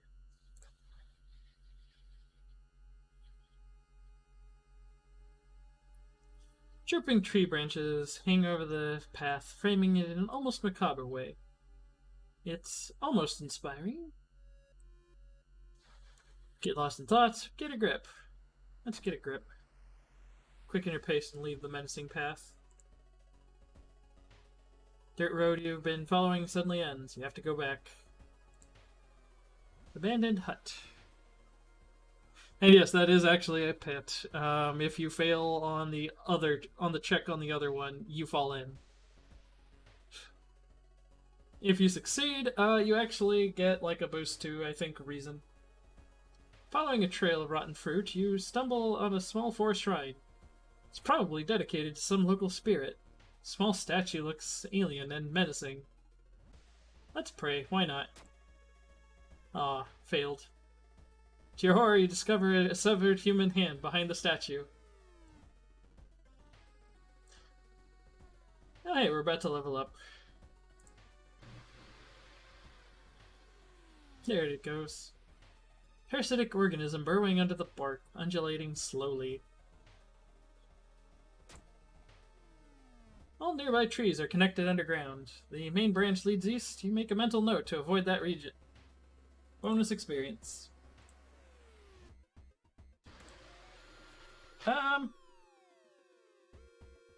Yeah, maybe, why not?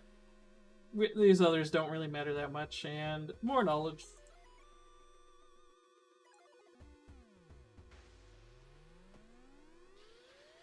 We should not need more level ups at this point, other than an emergency heal.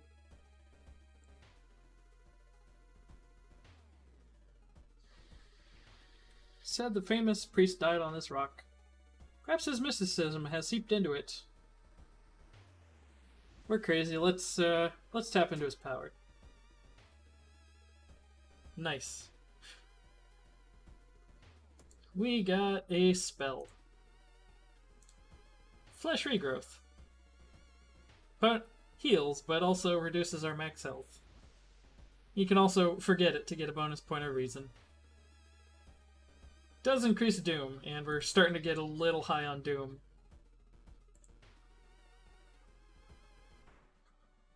Following the ghastly music, you find yourself in a forest. The sound is getting closer. Ah. Ribcage Roman. That's not a place you want a ribcage sprouting out of.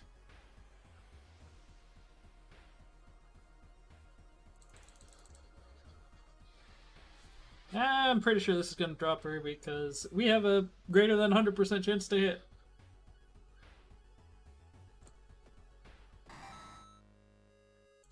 And it gives us some reason back. Stumble upon a half-eaten deer carcass.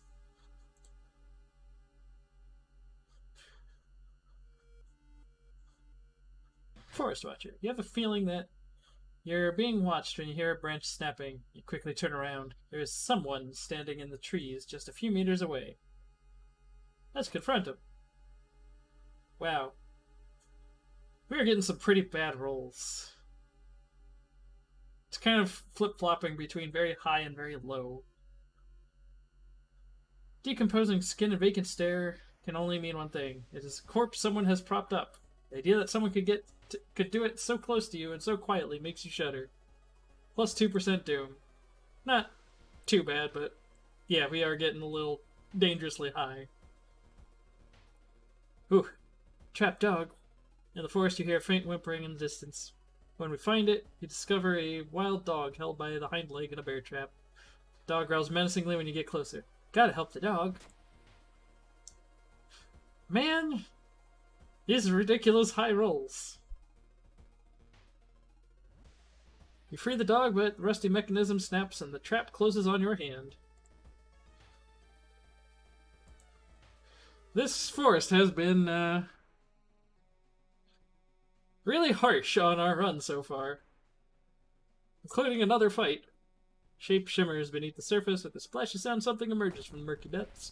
We already ran into a leech girl earlier.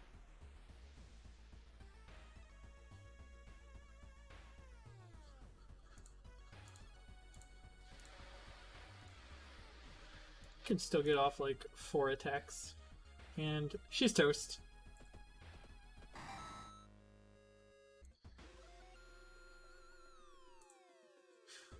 Not sure if we can handle this on the grounds that I'm running low on health, and well, I do have some emergency buttons. Finally, after what felt like hours of following the dirt road, you find the old mansion. It's completely overgrown with plants you've never seen before. In front of the mansion, there's the gardening company minivan filled with boxes. Slowly you enter the building with caution.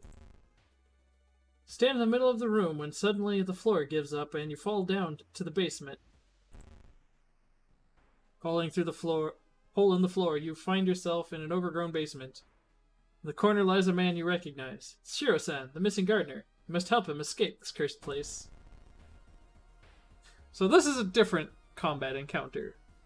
We have the option to protect the gardener, causing the plants to attack us instead of Shiro. We can continue to lead him outside.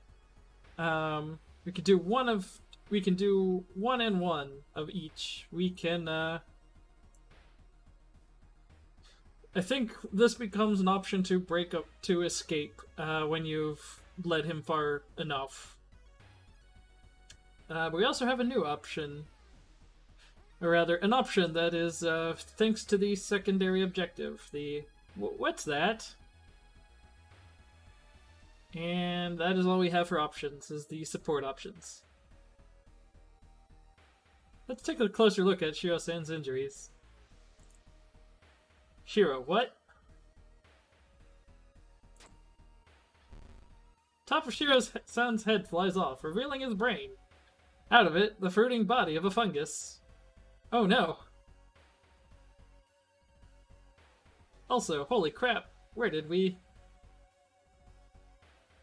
Oh, just gets a free attack on us. That's rude. Can't run, huh? Well. Loaded. Ah, that's not good. Yeah, it's a minor injury. We can deal with it later.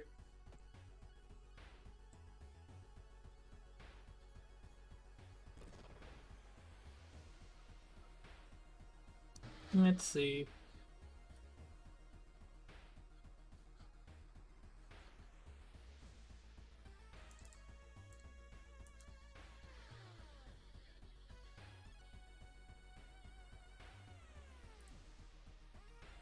Can't quite take him out in one round, so this is gonna hurt.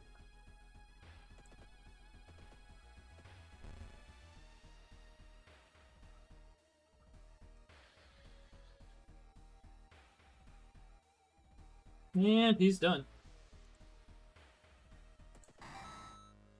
You've defeated Shiro-san. Got some reason back. The fungus dies, and with it the gardener. There's no body to grow from. You hope that's the end of it. You finally understood something. Plants weren't attacking you. They were protecting you from the unnatural form of life. Weekend, you stumble out of the mansion, hoping to forget. Ending B. We could not have gotten ending A on this run because of the lineup of mysteries. We need the Fire X to get ending A.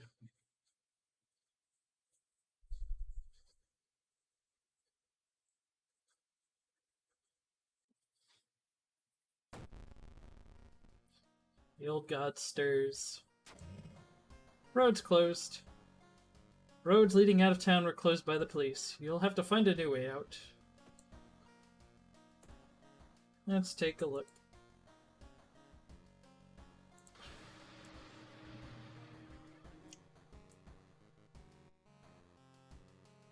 Normally hate taking stamina and reason, but we don't have any way to recover reason at the moment, so gonna take that.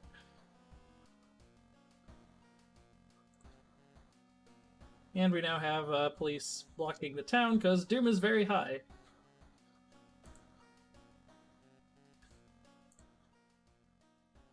Gotta check out our mailbox. Take the key. There are no more mysteries. We are prepared. Another day begins. Town's looking pretty spooky. Everything's coalescing around the lighthouse, and yes, there was indeed some fungus among us. Let us pop open the last padlock. Alright, we do actually have a chance to rest right here. Gonna get one rest in, because 15% more Doom to go is a good buffer. Okay, yeah, there's nothing else to click on. We can access our storage.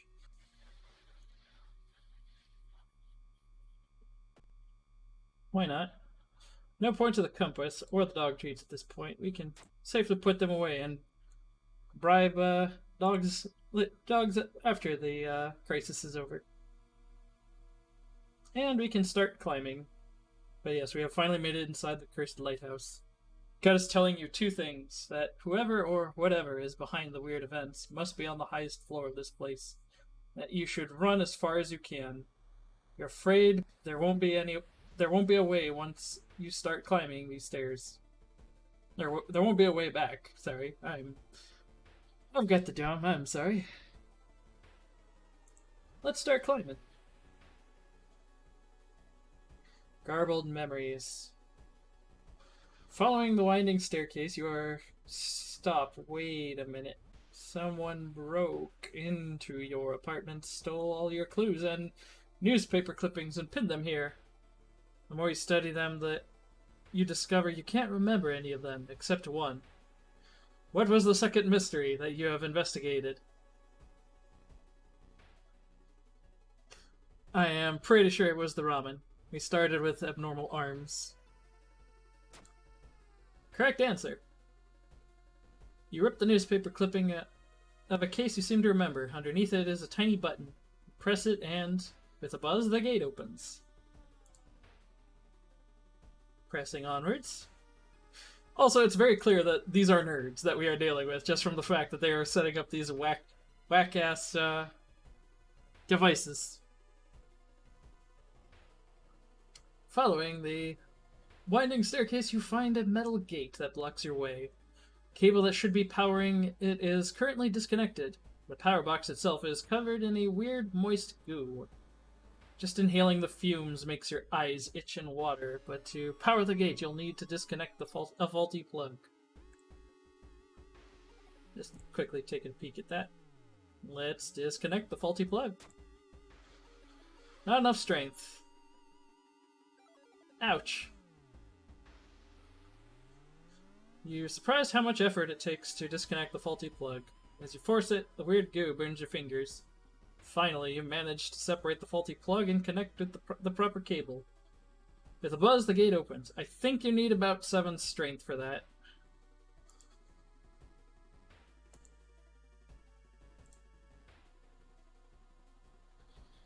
Down to the wire.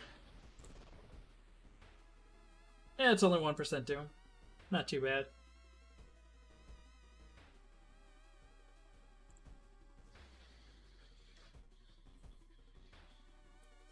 Now, the Trail of Blood, Electricity. Following the winding staircase, you are stopped by a metal gate.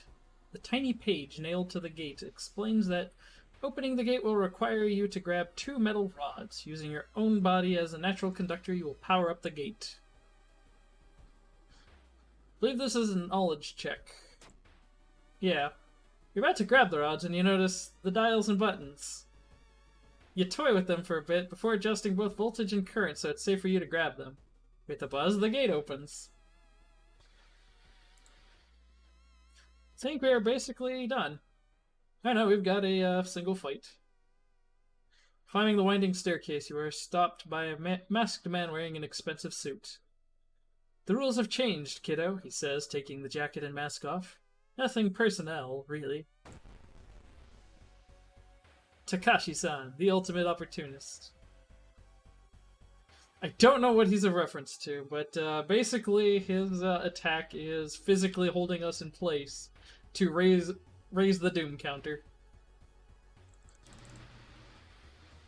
We are guaranteed to hit every single attack, so he's gonna raise the doom counter by just a little, but won't be enough to stop me. Oh!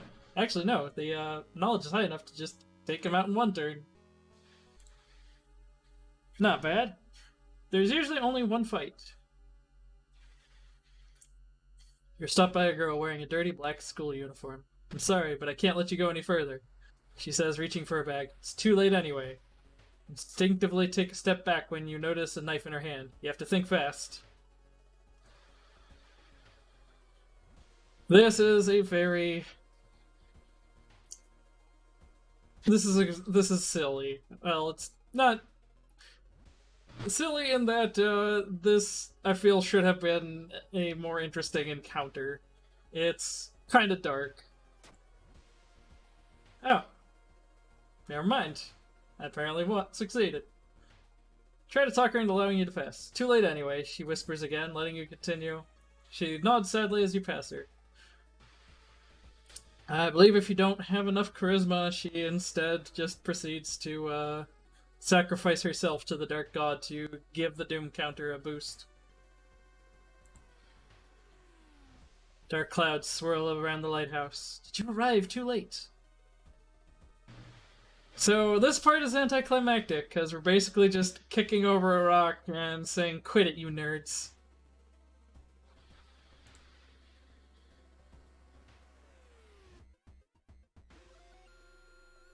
As the unnatural fog slowly lifts, you are relieved and collapse on the floor. The next day, everything feels like a bad dream.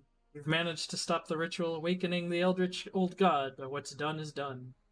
It will stir in its slumber again and again until the stars are right again. Congratulations! You are safe. For now. And these are the default characters.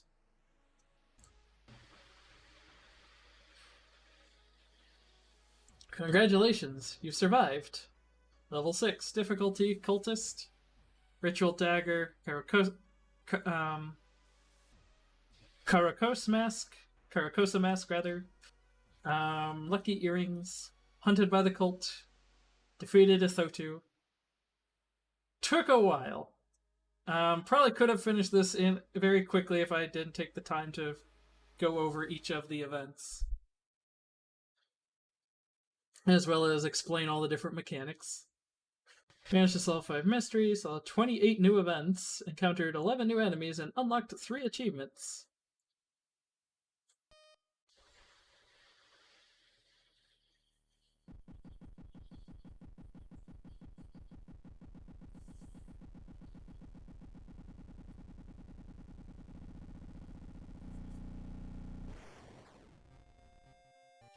And that's World of Horror. As you accomplish things in the game, you unlock achievements, and as you unlock achievements, it gives you more things you can do. Ranging from new items to new characters and new allies and items and events and costumes.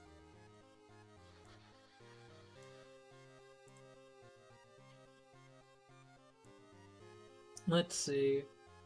We have unlocked the next backstory for Eldritch. Shiokawa history. It's an old one. Got the witch's tree.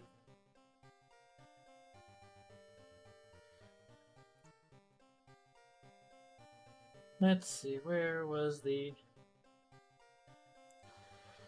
are the new ones? Oh, Student Survivor unlocks the tracksuit.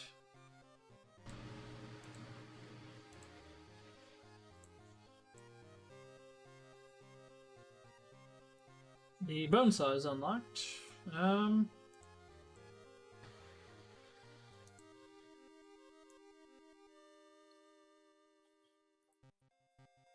Let's see, what's the new item? Or rather, the new...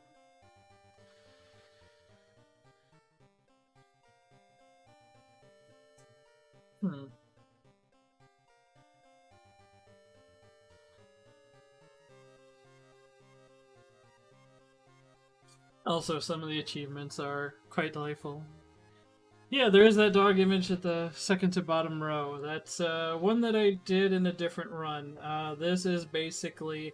You got the UFO ending. It unlocks the attack dog, which is like the regular dog, but with angry eyebrows.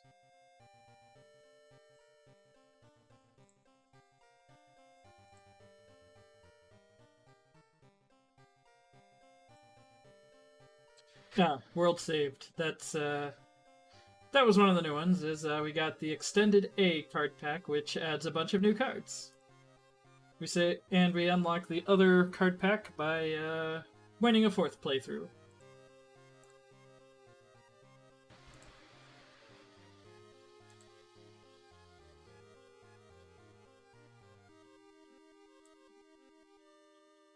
Now, this one is a little weird because it says bad luck is if you roll a 1 on a stat check, but the dice rolls you want to be as low as possible, including a 1 is like the best roll you can get.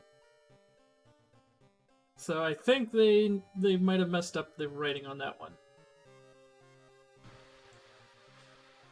Each character unlocks a new item or outfit or whatever. Let's see.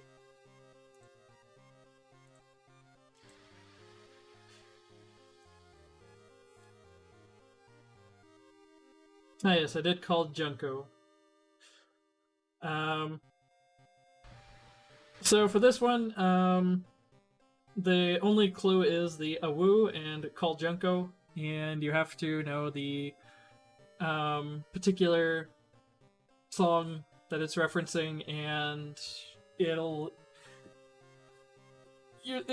requires a lot of extrinsic knowledge of Japanese pop music and modern memes and all that, and it's basically the I forget the name of the song, but it's woo and so forth. And you dial in a specific phone number to that the singer is known for, and it unlocks this achievement.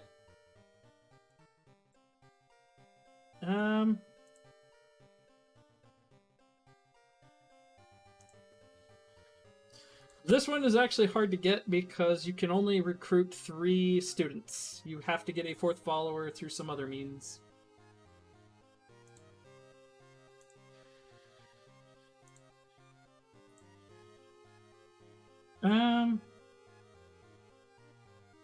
Also, wearing the occult robe and the Karakosa mask unlocks a very difficult to draw rare spell, Midas Touch.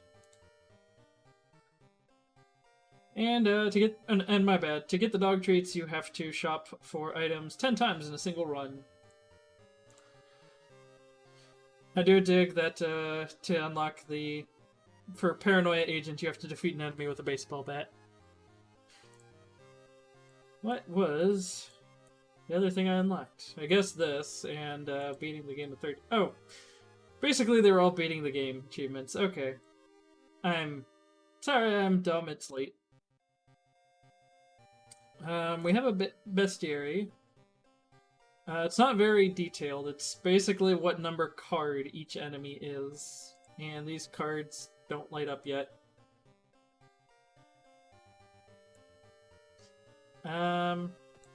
We have a codex of all the different random events. Similarly, not very detailed. It's just the name of the number and name of the event.